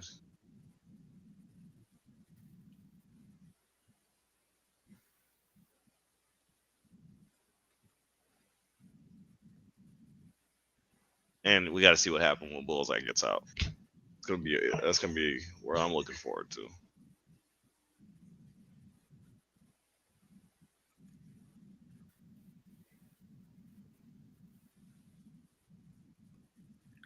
Oh, look at this! I have a song now. What? Spoiler man leaks info before the show can. You can't concentrate while he pontificates. Look out, it's Brad Spart. I didn't see the thing, and I thought you said I have a thong now. I haven't. So you guys know what to do. Somebody needs to make Brad's thong as a character. Think about it.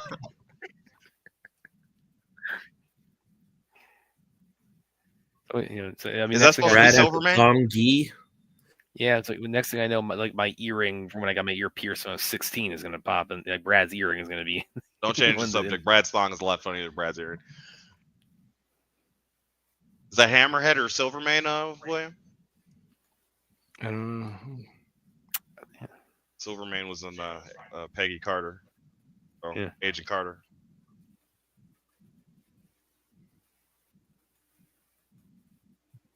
And humans kind of suck, but they all tied it up to they had their story kind of together. Here's an idea, William. I kind of had because Matt, commented when they met in the diner that he says, "Oh, you lost weight." What if the stress of being mayor actually causes him to start overeating and like start gaining his weight back? Maybe his prescription of Ozempic ran out. And he'll be back to being the classic Kingpin. But yeah, he is eating a sandwich. Like, what the hell is he eating? My He's bigger a bloody foodie. He should be cooking something. Well, my bigger question is like, what's with the napkin? to do this That's to show that he's eating. That's to emphasize it. The point, to bring your point to life, Brad, that you just made. Well, yeah, no, but who does that anymore? People that don't want to make a mess on their suit, Brad. He's not a slob. He's the Kingpin. He's the mayor of New York City, Brad. He took it off. Are you happy? Are you happy, Brad? He took it off. It's not like he eat, anybody like. It's not like he eats like Homer Simpson. See, this is where Fourth is in line. He says New York doesn't sleep like Vegas. I went to Vegas and it does close at like 2. You really think that it'd be open all the time? Oh, talk about restaurants. Did you hear the news about Hooters?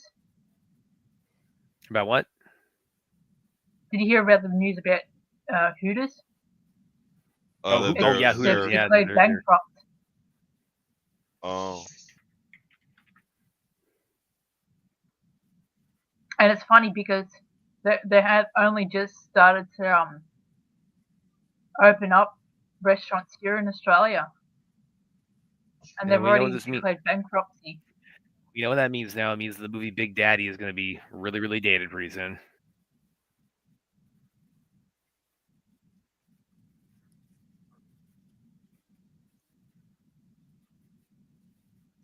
Kingpin owns the judge.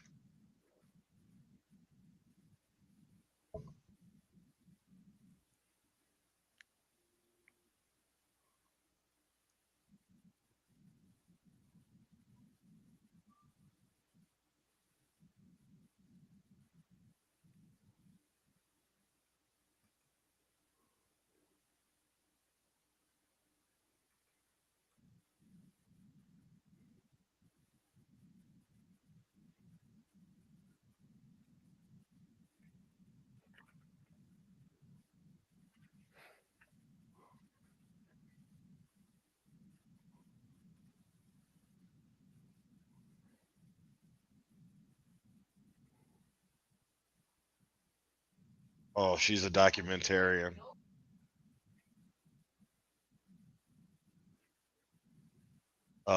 Eric's niece. Yep. Yeah, the BB report. Oh shit! He's probably going to be kicked out of office. by the voters. They're That not doesn't- happy. That doesn't happen over in this country, Aaron. Oh, You might sorry. get publicly shamed out of office, but if you don't got any shame, it's nothing. Well, yeah, that will okay, do. that's how you like. That's the only way like a Pre politician 2015. permanently steps down.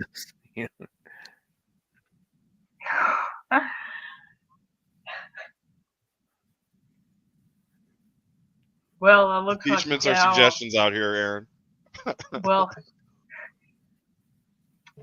I would say have compulsory voting and that to make everybody vote, but you guys probably wouldn't go for something like that. Yeah, that's I mean, I get the I get the reasoning behind it. I just don't see that getting legislated over here. So and that's not a matter of like I don't want it to be. It's a matter of like, I mean, we couldn't get people to wear COVID masks. So how you gonna like legislate? It's like you're required to vote.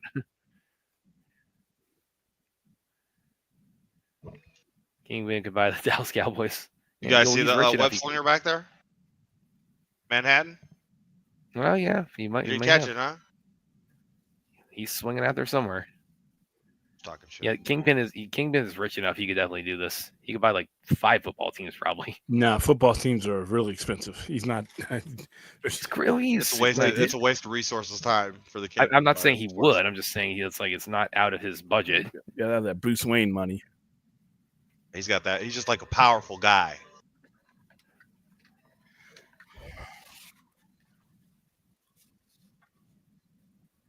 Kingpin's a good bad guy.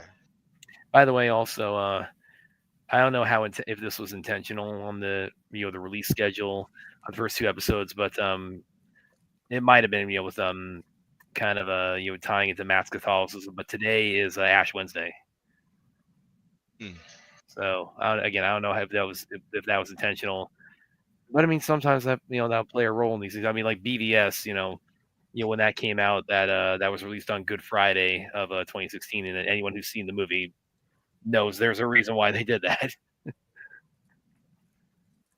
It's kind of interesting little kind of link to mass Catholicism. It's kind of occurred to me there.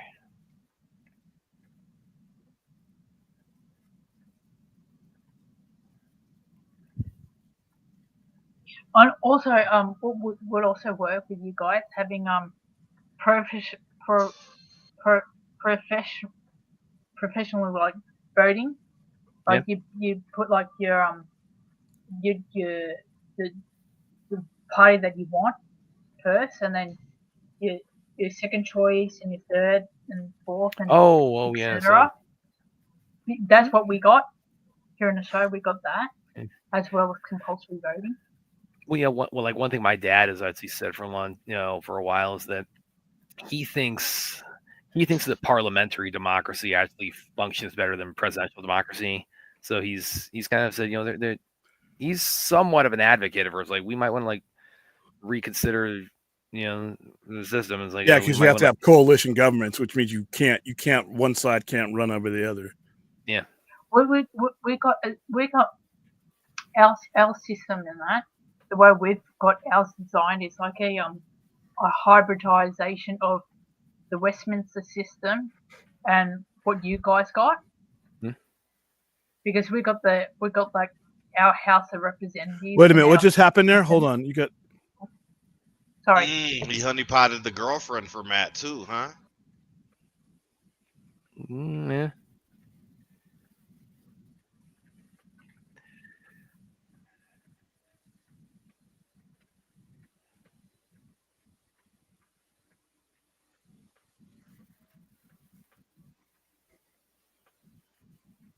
Oh my God, they're in marriage counseling now. Okay, I thought something else was going down there. Well, I mean, because outwardly it seems like they have a pretty good marriage, but I mean, Fisk clearly needs therapy.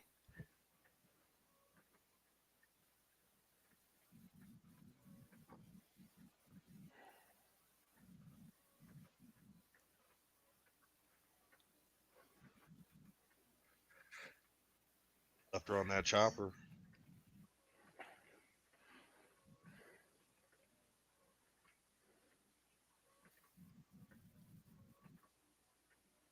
God, listen to these like half truths they're giving her. It's like assaulted by a vigilante. She's Oh dating. my god, this is just like The Sopranos. Oh, with Jennifer Melfi? Yeah.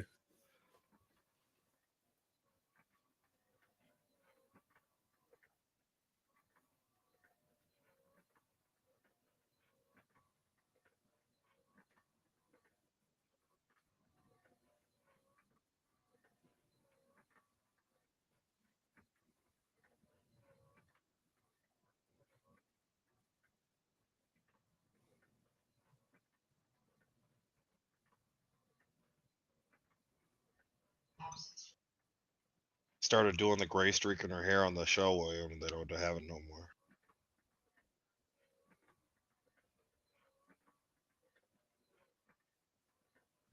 I could see that them kind of like that coming back and them like solidifying that for season 1 of Born Again is out. I can see that. What's that? Just her. She's in the comics. Her gray streak. Yeah. Oh. They started giving it to her in the over the course of the show.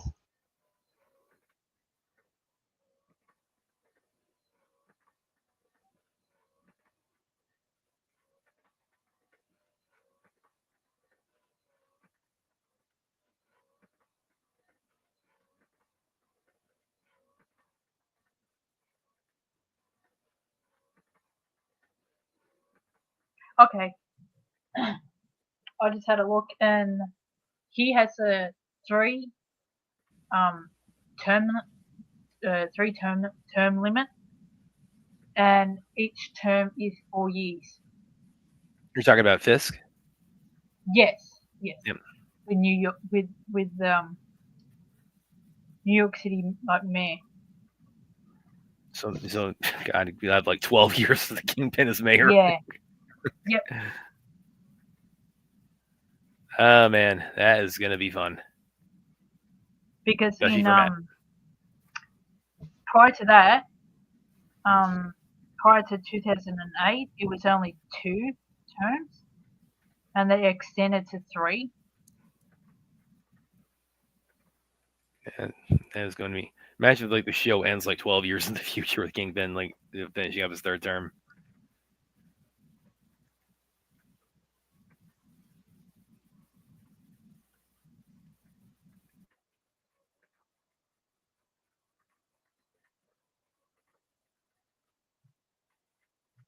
Uh-oh.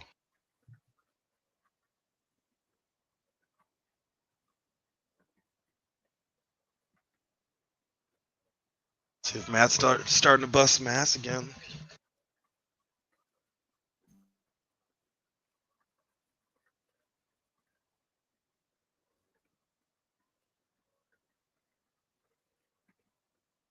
I'm sorry, how could a person like that afford a New York apartment like that? Make good money when you live in New York. Yeah, that's a good question. Right.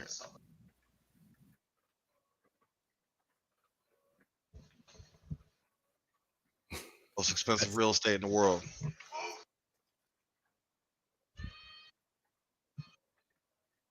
Like a tiny shoebox You apartment see the tattoo? in New York Is it City. supposed to be a Punisher? Yep. Oh yeah. Oh, Oh, he's got to be in the next episode. Then if we're seeing Punisher tattoos.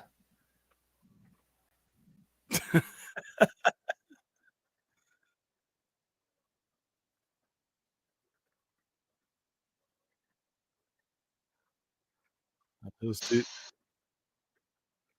could have just taken those dudes in 2 seconds. This is hilarious.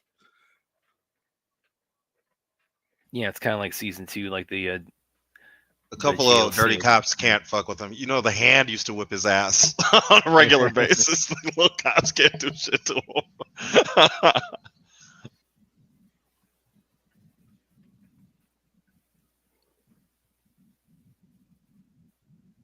To answer your question, Aaron, that's Oh, comic fuck. magic. Oh, I remember that. Remember that?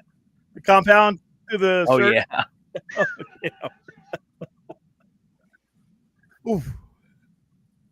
Look at the refrigerator. Yeah, he was whipping their ass Oh in the my old God. show. Okay.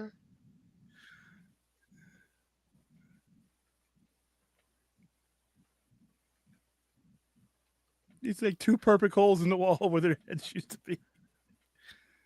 There's no way those dudes are alive.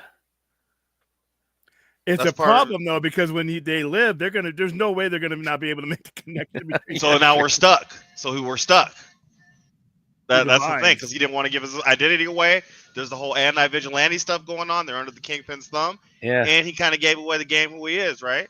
So, Well, unless the Kingpin instructs him, even if you don't let anybody know who Matt Murdock is, that's my thing. So that's what he did before. maybe. All right. Wow, there's a lot of credits in here. All right, guys, there's no post-credit scene. So cool. Yeah. Well, so far so good. All right. What Oh, was the my question I goodness. asked you before, William? Why don't you like Bullseye's William, rendition on the 3rd season of Daredevil? And by the way, William, don't even think about pulling up these comments here. Brad's Thong. Can I wedge myself into this conversation? Thanks, Yes. guys. The That was reason super I try. don't I didn't like the evolution and where his character came from. I don't like the persona of his character is different than it is in the He books. doesn't really have a backstory in the comic at all, though, right? And that's fine, but he does. He actually does. He realized his ability, and then he's bored. He basically Bullseye kills because he's bored. Mhm. Yeah, for money too, but he's bored. He's not right in the head in that respect. I didn't like to look. I mean, it just kind of it's kind of ridiculous. But like I say, I have the same problem with him as I do with Elektra. I mean, I just don't think they captured the essence of either character in those the previous show.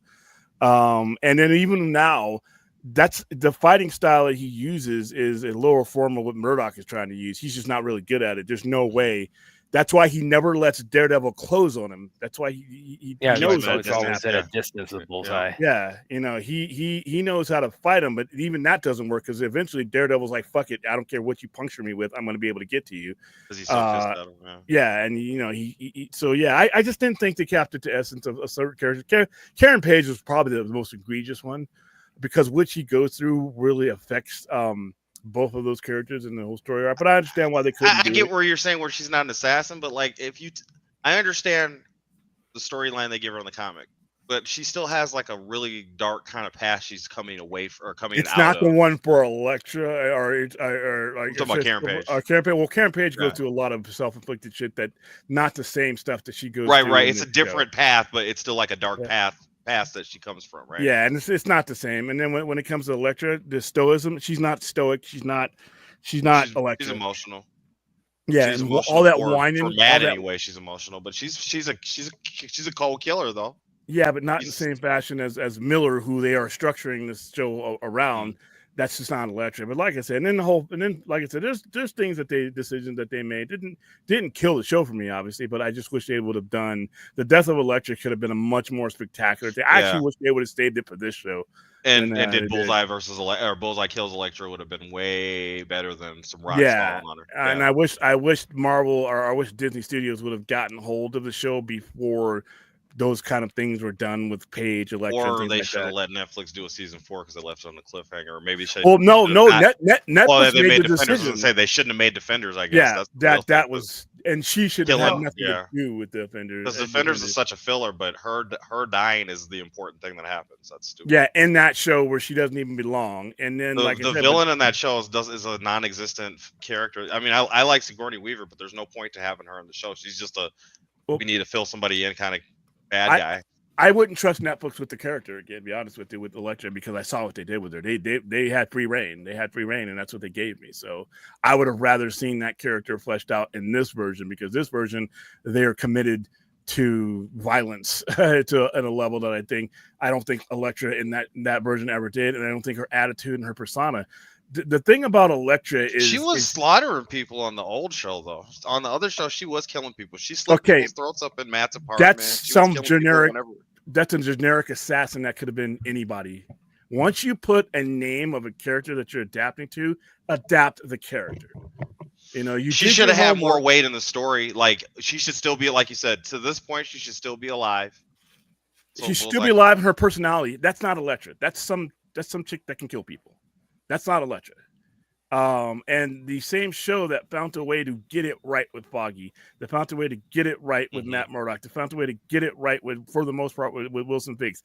You couldn't get Elektra, one of the most important characters in Daredevil history, and within this window that you're trying to tell, that's the character you really needed to get right, and they didn't get her right. They didn't come close to getting her right. They got the look somewhat right, but for the most part, they did something else. And like I said, it's just it's it. Same thing with now. And on the flip side of that, these same people gave me the only live action Punisher that matters. He's so good as the Punisher, dude. Yeah, and it's because they did it right. And I'm like, you could do Punisher right, but how do you sit in the writer's room and nail Frank Castle and not Elektra? I don't understand that. So hey. Would the Kingpin actually be the one bribing the commissioner? Yeah. Or Yeah, would he keeps everybody under his. He likes to control everything. So now that he's the mayor, he's trying to take over the corrupt cops, the judges, all that. Right, kind of but shit. wouldn't he have one of his underlings take care of it so that he couldn't be caught up in it? Well, when you're doing blackmail, it's not really. He would. But he's got two underlings that have been around the whole time to but he wanted the weight of his presence behind that bribe. He did not want anybody in the middle. That's his ego. Yeah, he has underlings that can do it, but he's got an ego about him to where he's gotten himself in trouble when he gets hands on, but his ego does not let him not be hands on. And that's when it comes to Daredevil, he couldn't let his obsession with Daredevil go. He couldn't. They're both obsessed with each other. Yeah, and Daredevil uses it against him, and probably going to do it here in this show. But in Born Again, he ends up just from Born Again on 234 on and of Daredevil, he destroys the Kingpin systematically. The Kingpin's fucking worthless by the time Daredevil gets done with him, and Daredevil enjoys it. He's visiting them in prison. He's fucking with them. He's leaving them notes and stuff, and Kingpin is just driving him crazy because he's obsessed with destroying Daredevil, and he can't, even with everything that he's done to him. So they've got that relationship dead on. They nailed that. How Kingpin and Daredevil go at each other, yes. Yeah, and how they even converse with each other. But like I said, how do you?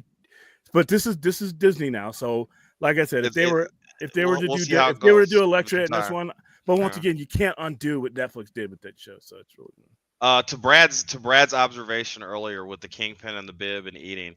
Maybe he will be getting bigger over the season, because why would they show him chomping on a sandwich in the office? But even still, it's not fat that makes him bigger. But so in that era of Spectacular Spider-Man, when they had Richard Fisk got fat really fast and became looking like his dad. Spidey, the show kind of explains what happens, because he was eating that sandwich to show he was outside of Philly where his blackmail. And then he says, "Oh, I hate that damn sandwich," or "that tasted terrible." Got it. When he was eating it. Got it. All right. So, everybody, how did you guys feel about the episode? I've liked both of them. I really that first episode is the first episode is way better than the second episode, but not by much. The violence in that last, in that apartment was like I said, I saw and now that he's pissed. So now what's going to happen next, right? Yeah. When he breaks that arm like that, we saw that in the trailer, and it's still seeing it on the show. And the concept of the show, it still made me jump back, and I'm like, that hurt me. Yeah, and I'm not even in the movie. And him ramming his head in that refrigerator. When you ram somebody's head that with a contact draws blood on the surface blood, that's hard. Those guys are not okay. I'm not saying that they're dead, but it might be a little catatonic. They're fucked up. There might be a little mild retardation going on after that fight. Possibly. Yeah. And another thing that they did with Bullseye, and they kind of continued the kind of mistakes that they made over with Netflix, is like they took out that whole thing between them after he kills Elektra. There's a psychological war game that goes on through issue 181. That's why they did Foggy right now, because they have to pick up that slack, because which was why they did it backwards, and they did it with a character that does not have the type of impact. This is the same company that killed Thanos and then told you his family's storyline in the Eternals after he died. Like, this is what they do. Yeah, but killing Foggy still had relevance because there are Foggy's people an important character. Yeah, he's an important character. There are 'Cause people when, you when see. when Matt goes off the edge, it's like Foggy and Karen keeping him kind of like, There are people you see that are composites for where Foggy is supposed to be, and I don't know. I'll have to watch the next, few we'll see what episodes to see if it works out. But right now, I mean, why kill them if you're just going to create composites? Why not just have the guy that had that because emotional? we're gonna get a bunch of Foggy flashbacks, or whatever revived Electra will revive Foggy. Remember when she got revived or whatever with the. Oh well, that whole thing was like I said. Yeah. Even Frank Miller told you she wasn't staying dead. So during No, I'm the 80s, talking so. about the Netflix version of her revival. Yeah, I'm going to try to forget about that. The dumb version. And like I said, whoever thought that her and Defenders were a thing, The Defenders shouldn't have done that. What? The Defenders isn't even that team. That's Heroes for Hire. They should have done with Daredevil as a main guy, Yeah. because Defenders is like the Hulk and Doctor Strange and Shang-Chi and shit. it was like I said. The show did more good than bad. Much more good than bad. It's just those sticking points kind of bother me. The sandwich is why I wonder why Kingpin did it. The blackmail. Oh Mhm. well, he needed that guy. He needs that guy in his. No, I palm. mean, because he hated that sandwich. That sandwich was terrible to him. Oh, Yeah. Why would he do something if he's the Kingpin? Do something terrible for him to blackmail someone. Ego, I guess. All right. So next, I gotta decide how I want to do this next episode 3. I'm still kind of pissed. What's out until next week? No, out until next week, so we got time. Yeah, I got to decide how we're gonna do that. I'm really So it's gonna aggravated that be they do that shit. at 6 o'clock. like a once a week type thing. Every Tuesday. Well, Are and you then, still like- gonna do season 3 of the other show? Well, we're gonna get around to it, but I don't know. It's gonna be tough. It's gonna be tough. if What, we do, I've got an idea. Why don't we just do season 3 when this is finished? We may end up doing Yeah, that, we could but do like that, I yeah. said, its relevance might be taken away because we're already there. Like I said, we just when had are we some gonna finish the schedule Matrix trilogy? I don't know. one of these days. All right, guys. I think that's about it. Hope you guys enjoyed the stream. Yeah, it was a decent And, show. It was a decent show. yeah. I like it so far. I'm gonna have to. I'll I'm have to give probably it a gonna rewatch. watch. Yeah, I'll watch episode. I really enjoyed episode. I think there's some things in episode 1 that I missed. That I'm gonna watch it. I've got an idea. Since we're doing did 2 episodes now, why don't we do episode? No. I'm doing a lot. Oh, he's reading the How about Brad's comic song? from my I'm sorry. song. Do episode 1 of season 3, and then do the The third problem with episode. that, I thought about that, Aaron, but that might be too confusing because the audience size and interest in Born Again is like 4 times the audience size for the episode that we were doing, and not everybody followed along on that. So it might be, now that it's on, it will be a little bit more confusing. If we were just doing Okay. linear and right into it, I thought about that, and I'm like, now I'm assuming that. And like I said, I was surprised at how many people did not watch the Netflix series. That was something that was a shock to my system. And the difference between the audience size now, because it's MCU, because it's on Disney Plus, because it's a Marvel proper show. So I if I do them, I would want to do them outside of. I wouldn't want to show 1 episode of 3 and then this episode because of the pace. Oh, okay, fair And enough. it's a different series from what I'm looking at right now. These first two episodes. That episode 1 might. The intensity in that episode, the pacing of that episode, and that's a full hour episode, the score of that episode, that's how you tell a story when you're trying to adapt comic book story, because you have to escalate things. That's something that the Netflix series did not do at all. Not enough to where I didn't like it. I love that series, but they didn't properly escalate things sometimes, and you didn't feel that intensity sometimes. You would feel it, and then they would drag it on. Like, there was a lot of scenes that I really love in the Netflix series that went on about 3 or 4 minutes too long. Talking about a lot of the gang war meetings. A lot of the Punisher interaction, which I loved, but I'm like, okay, this is a little bit too much. Let's cut this here. A 7-minute conversation with Brain Castle. Let's break that down to about 4 because they really it kind of dragged off and it took away the edge of some of the stuff that they were doing. I thought that the Netflix series. I think they did that because they didn't know they were going to have a Punisher show. I think they were trying to fill out Frank's whole character without making him cheap or just a cameo. Yeah, but you could have accomplished that mission without that. A lot, like I said, a lot of the dialogue. There's a lot of talking in Daredevil Netflix. There's a lot of talking. You see the like if you look at BVS, like if you assume that Batman was never going to if they were never going to make a Batman movie outside of BVS, they knew they were going to make a Punisher. They knew all that. They when they contracted. No, it seemed like they didn't know they were going to make a Punisher because when they first planned those Netflix shows, it was just the 4. It was but they had already purchased. They had already been licensed for everything now. So when they licensed all of this, they did it all at once. So they had a path that they were charting. They actually were going to go further, but then But then Scott Buck got season 2 of Iron Fist, and he got the Inhumans, and and then the Humans. But like I said, to be honest with you. Like I said, the lecture thing is something, unfortunately, unless they're going to retcon it before our eyes, you can't fix that. So it's like, I do think we'll see her again. I just hope that they can improve on her and make her more like Elektra instead of some generic female assassin that has issues. I have not watched Spider-Man on Disney Plus yet. What do you guys think about it? I haven't had a chance to see it. I've heard mixed. So but I'll give it a chance. Not possible, but hey, thanks, Chuck. Maybe it could be an all flashback for me. Maybe we can see what happened. Oh yeah, like Dexter's dad. Up to the point where he gets shot by Dex. Yeah, that's the only thing I didn't like about that episode is that because that was not. How did you like the bullseye fight? I did. That was beautiful. That wasn't a fight. Yeah. Well, no, because it's him and Daredevil kind of went at it. That's what I'm saying. So they kind of go at it. They were throwing knives. They're throwing each other to the wall and everything.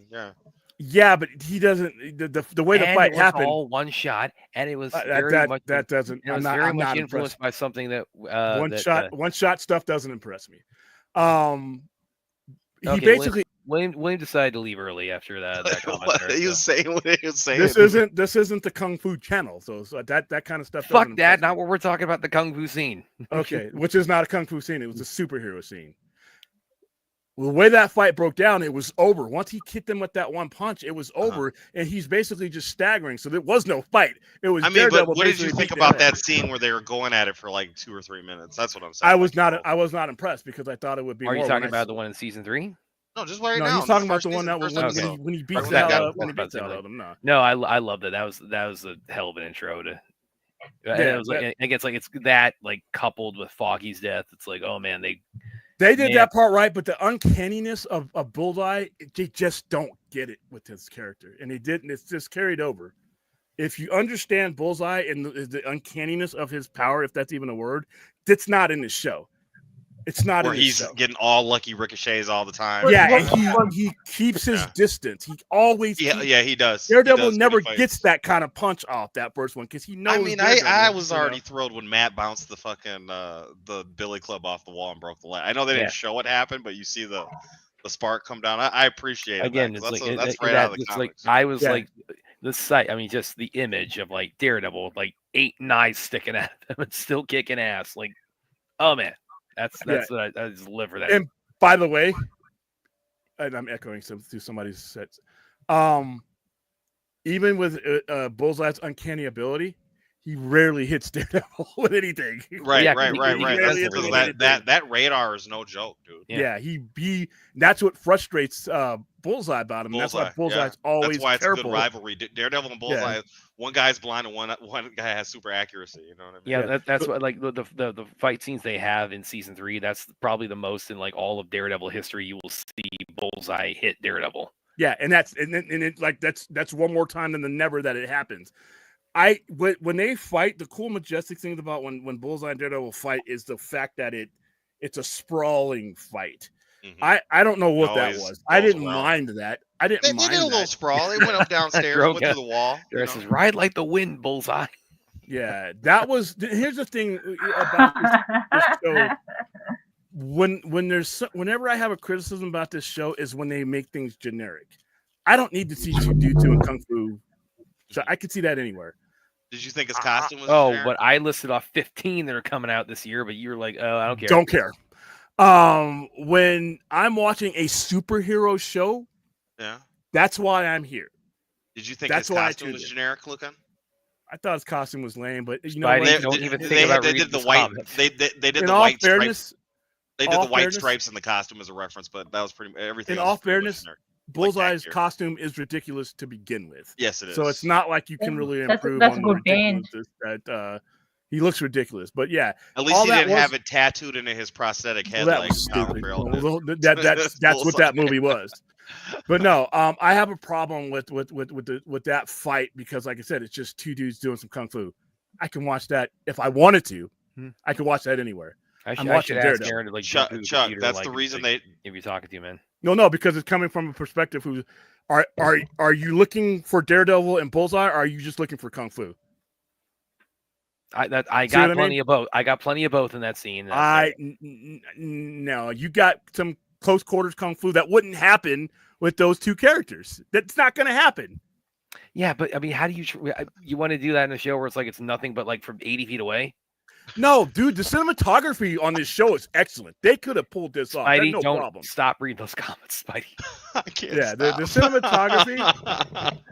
cinematography and the way that they've illustrated his powers, I also hope they do a better visualization of his powers and more often. Where it's like where he's they're given like it's almost like the spider sense actually the way it's portrayed a lot of times. Well, that's how the radar is. So when Bullseye's throwing shit at him, that's how I want to see the knives and the cards coming at him. And I dodging, do hope you we know? get like again we got like the one glimpse, the world on fire look at it. I do hope we actually start we get like a good amount of snapshots of like what he quote unquote sees. Like when Bullseye picks up a marble and throws it at him.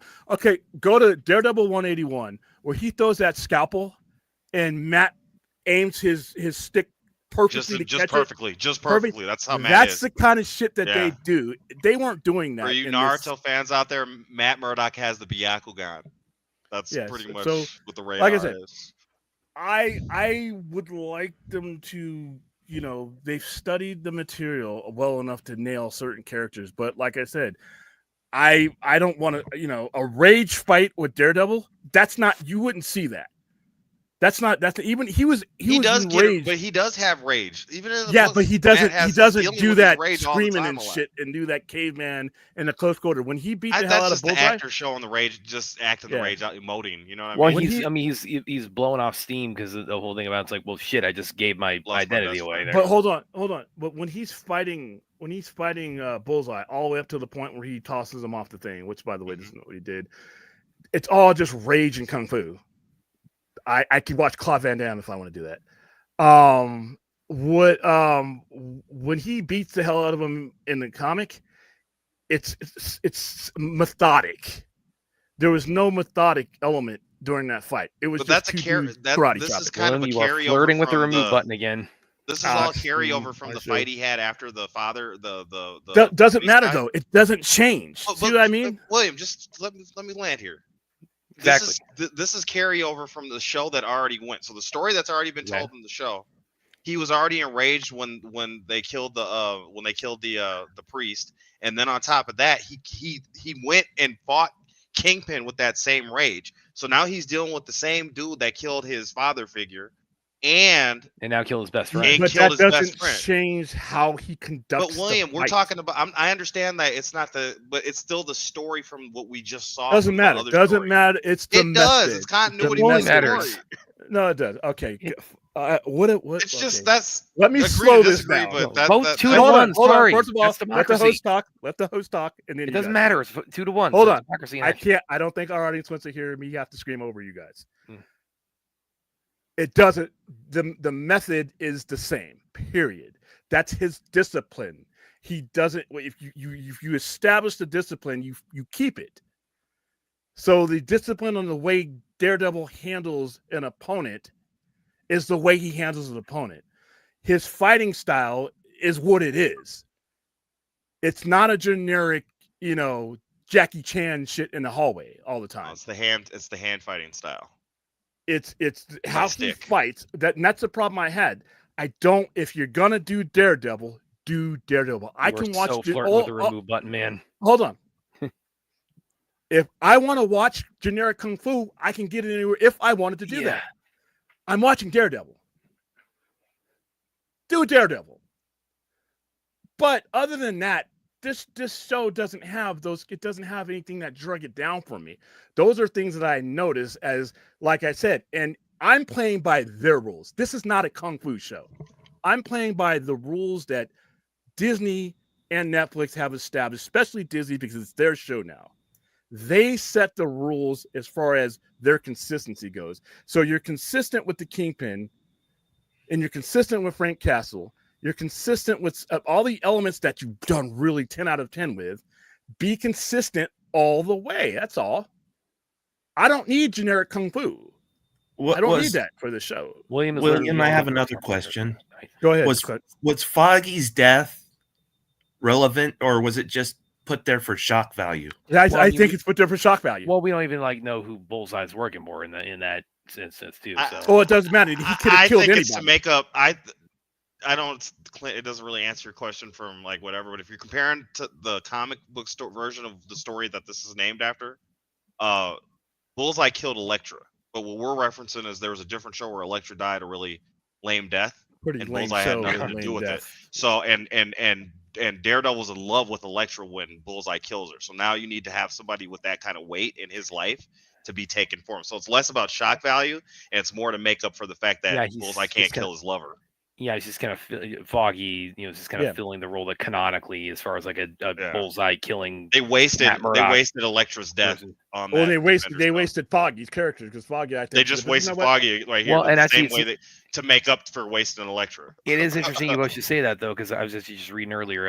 Eldon Henson, he is actually going to be returning in season 2.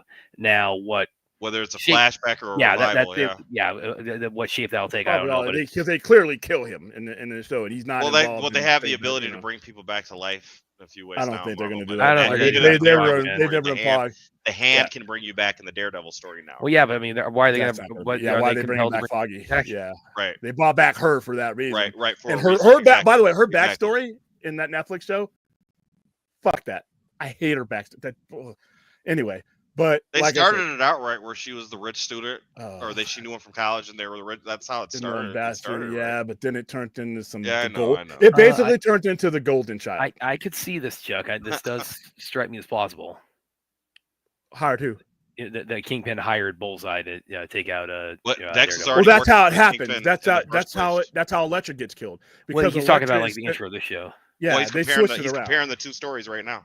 They switched it around. They basically how Elektra dies is she's sent to go get Foggy, and she's about to kill him. She's conflicted, but she senses Bullseye's there. Bullseye's there to kill her because he wants to be Kingpin's top his top assassin. That's how that all goes down. And when he does that, Matt is enraged. Remember, Matt went through a whole bunch of psychosis after that. But once again, when he takes apart Bullseye, it's methodical. That was just a brawl. So that's the only thing about that episode I did not like, but that carries over to the horrific way that they've handled Bullseye to begin with.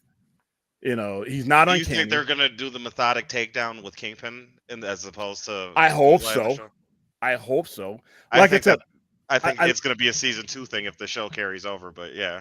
I love the fact that they've carried over from the Netflix shows because there was a lot of great shit. We'll see how well it carries or how much carries over. And the fact that Foggy's death happens so early. I mean, that does indicate to me, because they said before the overhaul that there were certain things they were going to be maintaining from the initial concept. That does strike me, and the showrunners also said, this tragic event we're alluding to, it's this was in place before it became worth. That does suggest to me that this was in place before the overhaul. This was always going to happen on the show. You have Secret Wars too. I mean, so when they retcon, he'll be part of that universe. He might, not as much, but that could explain how things get If Doctor Strange brings you back from death, isn't there like a cost? Isn't like? Yeah, he's not. He doesn't do that. But like I said, when the universe gets realigned, Foggy would never.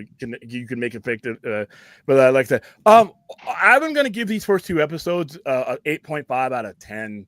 Almost a 9. They're it's not. I like I said, it misses perfection on the interpretations of very important characters.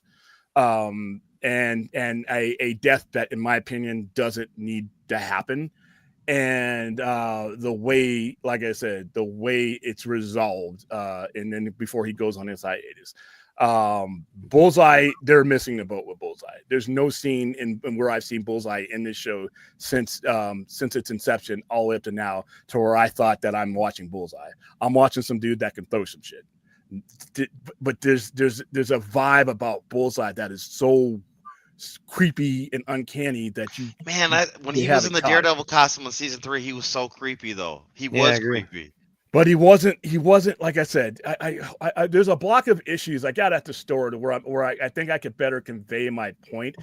There's the sadistic nature of him has not been captured yet. Just like the difference between how they did capture Frank Castle and the other two characters that played Frank Castle did not.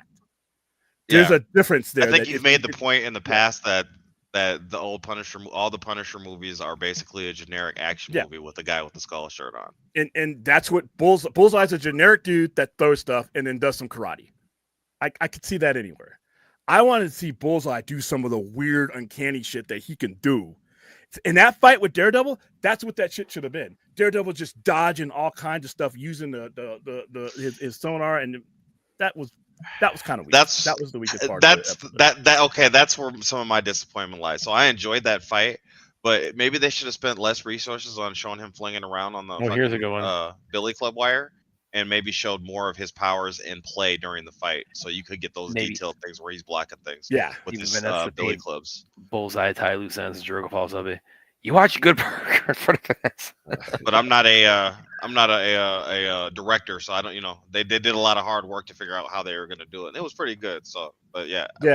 And like I said, I would have done that battle completely different. But once again, even with my disdain for that, 8.5 out of 10, and that's the only thing. That's what knocked it down for me.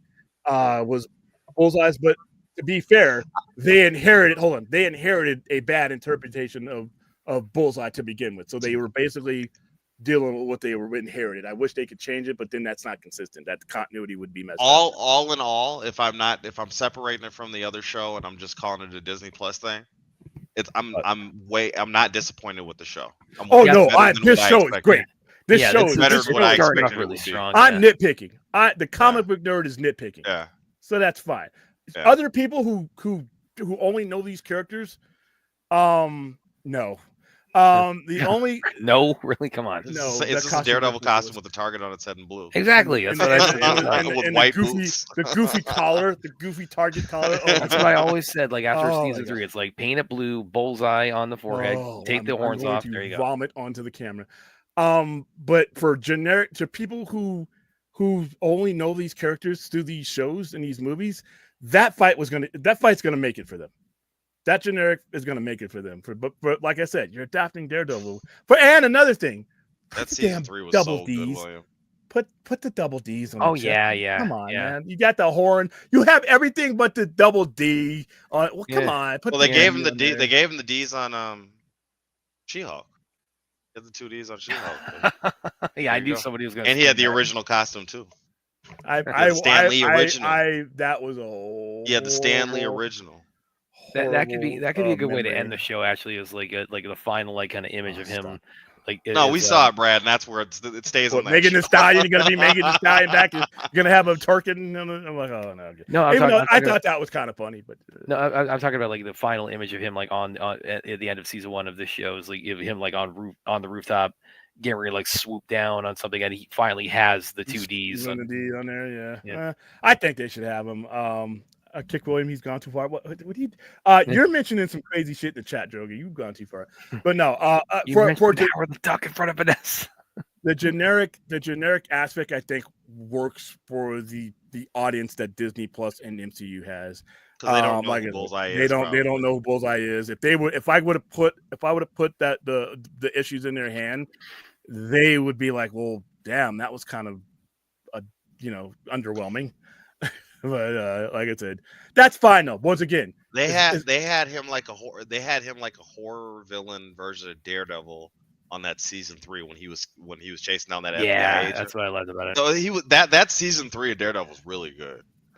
How did I rate? How did I rate it? Is it 3, 2? Yeah, it's No, my favorite. 1, of 3, the and show 2. so far, 1, 3, and and 2 so is how I far, rated it. Yeah, 1, 3, and 2. That's how I ranked the 3 seasons. yeah, 3 is one. And The so only far, reason this I is on watched track to 2. at least match 3. Well, it's 2 episodes in, and it's already better than a lot of what they've already done. When he first shows up, when he pops everybody, when he's still in the FBI or the police or whatever, to start his scene, he gets and Kingpin sees him from the little prison truck. Oh, that's a great way to. I know you're not a fan of him, but that was a great introduction for me. I just don't feel Bullseye when I ever see this character, and him throwing the knives at Matt. Oh, first of all, you're not hitting Daredevil with those knives. You're not. I mean, he was hitting hitting him in non-vital spots, so like the way You're they not did it hitting was him at kind of cool. all. It was kind of cool. It's like You Matt know was like what? taking the hits he could take, You know, and he was blocking the ones he could have blocked, right? Like that was kind of cool, right? Then Bullseye, the Blue Raja. Throwing forks at him. Still ain't gonna hit him. Like I said, I mean, like I said, the nature Well, of Blue Matt, Raja, it's like he never hits anybody. So. I know it's our stormtrooper or whatever, I guess. But yeah, I hope they do a little bit better on the choreography if they do fight again, and that's an improvement you can make. I mean, improving on an 8.5 is really hard. How many Daredevil versus Bullseye fights are they going to give us in an 8-episode stretch? I think you're going to get one because he's going to get out of prison. He's getting yeah. out of prison. That's a given. Dude, I hope that they fight over rooftops and in wide areas, flipping around, but jumping just a over parkour with it. Come on. Yeah, I don't want to see no close fighting combat. at a distance should be his thing. So they should be fighting from some kind of And I want to see that. I want to see. Hey, he'd be dangerous with those forks, though. He'd be dangerous with motherfucker with the forks, Brad. And I want to see they're putting the money into this, right? They're putting the money into this. I want to see more sonar. I want to see a lot more sonar. Yeah, I hope we see more of the radar vision. And when he's fighting, in fact, I want a fight scene with him and Bullseye where it's only from the point of view of Matt's sonar. That would be really cool. All this shit flying at you from a distance. That's what I want to see. Use this. Do you think that Bullseye and Kingpin are going to have a fight? 100%. As if Bullseye might try to put an attempt on Vanessa, or I mean, they're enemies now, so. Yeah. I mean, it all depends. I mean, I think three-way fight. Vanessa's there for a reason. Vanessa's there for a reason to provide that power dynamic. Well, so she was a mainstay of the whole show, so you can't cut her out now. He left her on that helicopter. He left her on that helicopter. You know what I mean? You could have if they wanted to. I wouldn't have advised it. I wouldn't have advised it, of course, but because I think he both in comics, both in comics, and I think her meaning to him is huge because that's the only time there's two people that can make him make mistakes, and that's Daredevil and Vanessa. So they've had, like I said, they nail these. Some of these people are like perfect. They rival the comic interpretation. I'm like, but how do you fuck up Bullseye? How do you mess up Elektra? How? The two most important, the greatest Daredevil story arc. I'll give you a. How do you do Bullseye that? is such a more of a blank slate. Not really. I mean, in the books, Bullseye has committed actions that his actions are iconic. But the character Bullseye is more of a blank slate. Yeah, he gets kind of crazy, but he's also can just be a fucking stooge. He can just be a fucking minion. There's just the way the whole just fascination with violence, the whole fascination with just being is just doing it just as weird and spectacular as you possibly could. That was the thing about him. Yes, his assassinations are fight, like I said, the fight in episode 1. Dude, you should have been filming that at angles. They should have been no closer than about 6 feet to each other. We don't have Zach for these shows, William. It's just but you got, dude, Disney's doing okay. Like I said, if you're if you're Brad, and you're having a Bradgasm every time you see some guys do any kind of kung fu. If the two squirrels could be kung fu fighting, and Brad's gonna zero. Yeah, why in hasn't somebody made that movie yet? Come on. Yeah, that I understand. We have Kung Fu Panda. Let's have Kung Fu Squirrels. But one of these guys is a ninja who you ain't getting close to if you don't want you to on that kind of area. With the radar that sees 360 degrees. That sees 360 degrees. Exactly. Can take a. He can feel your body heat. He can hear your heartbeat. He can take a card and throw it at you at a velocity that could cut your throat. He cut Elektra's throat with a card. man. Uh-huh. That's the fight I wanted to Yes, see. Chuck. He because post Yeah, because Brave, fucking Brave New dropped World, that brought adamantium in without Wolverine. So, dropped that And fool. the Netflix show, they did a Luke Cage's story, right? Luke Cage's Weapon 6 in Weapon Plus, and the doctor that worked on Luke Cage is also Wolverine's doctor that put his adamantium skeleton in. And there's also, I mean, and they brought in Power Bro. I mean, they've done some good. Listen, look, this show right now, just where it sits right now, could end up being my favorite MCU show. Maybe it potentially potentially 2 episodes. I don't know if I it's gonna. can't wait for Are we 3. comparing it to Netflix? Because I don't know if it's gonna top the original. That's the thing. The I think original it so can't. far. Well, it's going to, and here's why. Here's why. When you have the resources to actually carry out your vision to the extent that you want to, even if you, Maybe sometimes that limited budget puts you in a place where challenging yourself to be Holy shit. as good not as with possible. Daredevil. I thought you could see where the money needed to be spent in the Netflix show, but that's what, even if you took those same people, right? When you gave them more resources and more breadth to do stuff that really could add, to the show, like that score matches anything that I heard in any of the 3 seasons of Daredevil. That score in that episode 1 and that sound score, that's and I mentioned it while we were watching. It was better than. I'm gonna have to go back and watch some of these, but I'm a big score guy, because when you use the score correctly, and they didn't do it as well in the Netflix show, like I just mentioned, escalation is important because that adds to your pace. I could feel when they're sitting there, I could feel the heat brewing up between these 2 guys. They wanted to reach across the street, across that table, and beat the hell out of each other. You could feel it, and towards the end, where Kingpin wins, and you could feel the heat coming from that, because Matt hates the hell out of the Kingpin. Yeah, but see, we always know that, but it's not always executed right. You know what I mean? Right. These little things that when you have more money and you have more backing, these are things that you can see better. You got editorial staff ahead of you now that can look at your work, whereas it's twice the staff that they had in Netflix. So I think by virtue of the fact of resource level, if you just stick to the same bones that you had in Netflix, it is going to be better by default, simply because you're taking that and you're augmenting it. I don't see how this could go backwards. I mean, and then I have the 2 episodes that I watched, and I'm like, you feel like you're watching something way higher end, and to no fault in there. Listen, what they did with that show was amazing, given the resources and the disconnection. Even though it was, technically, it wasn't really being welcomed into the family by Disney Studios or Marvel. Which is a shame, because it fits alongside the story perfectly fine. Well, Feige had to evolve, because, like I said, 9 years ago, But when you're in those shows, they're on the raft. They talk about the New York incident. Yeah. I mean, there's a lot of stuff that lines up with the. It was a one-way relationship, though. So Feige had to evolve. You're right about that. You're right about that. And I give him credit. That's why he's the greatest producer of all time. When you look at him, executive producer. Most people will stand on that rock and say, "I didn't create it. Fuck it. We're gonna do some clown show." And then he, little by little, he brings in Charlie Cox, but we're still gonna do it this way. Then he evolves. He evolves to the point now where he adapted the entire thing. Which, like I said, most of these ego guys don't do that. It just doesn't happen. Yeah, and then in the meantime, screwed people like me over, who decided not to bother to watch it because it wasn't a part of any. You're the majority, Aaron. You are the vast majority, and I found that out. Over the vast majority is what Aaron's saying. Yeah, well, because look, at the time the ego was still there, but like I said, I was so surprised, and Brad's still shocked to this, that a lot of people didn't watch this show. A lot of people didn't watch this show, and they know of it. But I got people the show is the best thing Marvel ever did. But see, here's the thing, though: the perception of it. I agree, it's up there. But the perception of it and the way the MCU is so nobody knows monolithic, about it, right? Yeah, or they don't regard it. It's like, is this MCU? Or it was a hit on Netflix to a few people because it wasn't advertised heavily. So Yeah, and that's Netflix doesn't advertise shit, by the way, because that was even worse than 10 years ago. It was way worse 10 years ago. Yeah, it works. Yeah. It works. It works for them. But yeah, this show has got greatness written all over it. I'm gonna rewatch episode 1.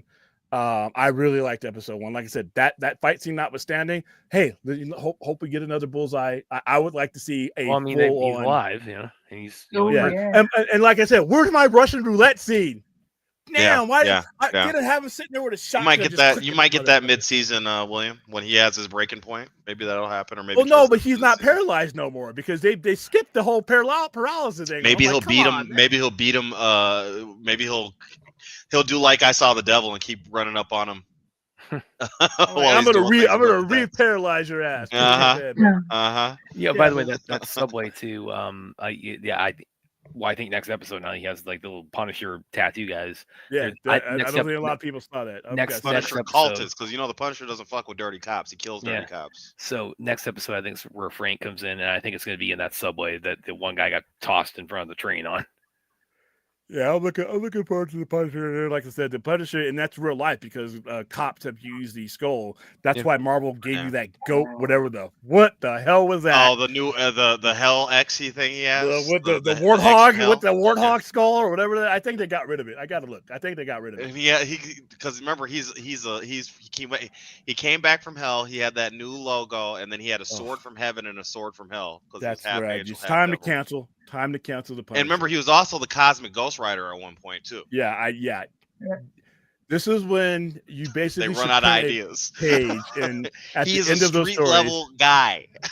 Time to cancel the book. Just like when I saw Just Guy go back Gardner. to War Journal. Just do War Journal stories again for a while. When I saw Guy Gardner in Justice League, I'm like, okay, they're about to cancel this book, aren't they? There you go. All right. When I saw Nort the fucking Green Lantern in ice and fire and all these goofy characters in Justice League, I'm like, okay, I'm gonna stop my ordering, so I'm not stuck with a bunch of. But I know. And you know what? But I'm getting lanterns. I every time somebody throws me, hey, you're gonna love Superman because it's gonna all the goofy characters you hate. That's fine. I'm getting lanterns. Guy Gardner was better when he was a Red Lantern. Yeah, see, I don't. There's no. He had a red ring and a green ring at one point. Remember the Warrior, Guy Gardner Warrior, dude? Yep, that was cheesy. That's not even worthy to wipe my ass with. That comic.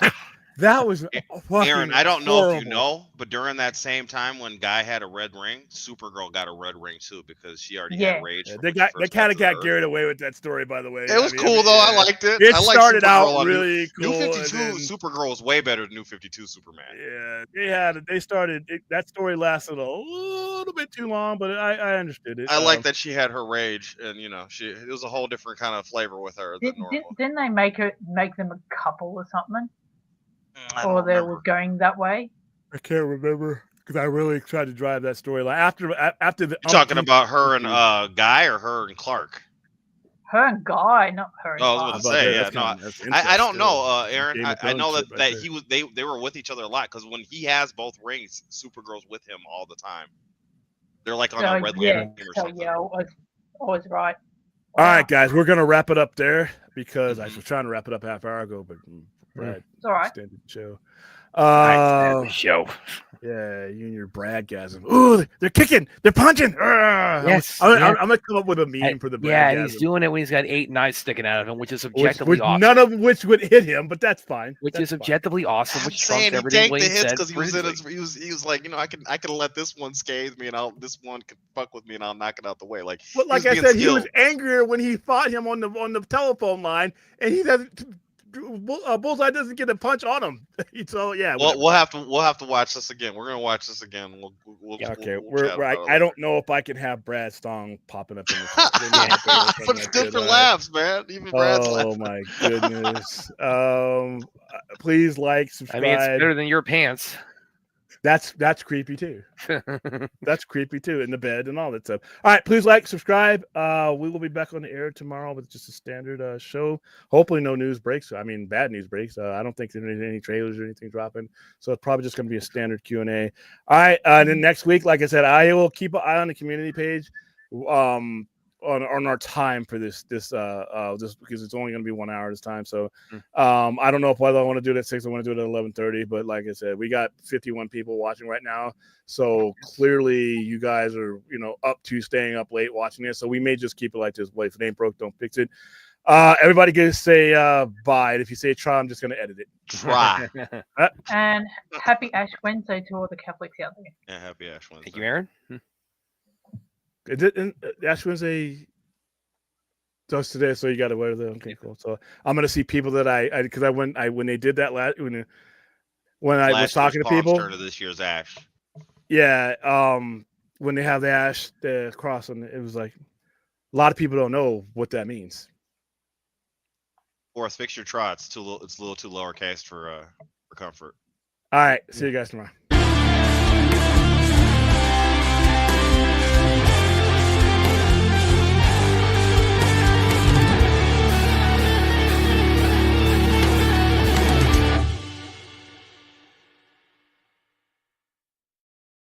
I can edit the chat too, jackasses.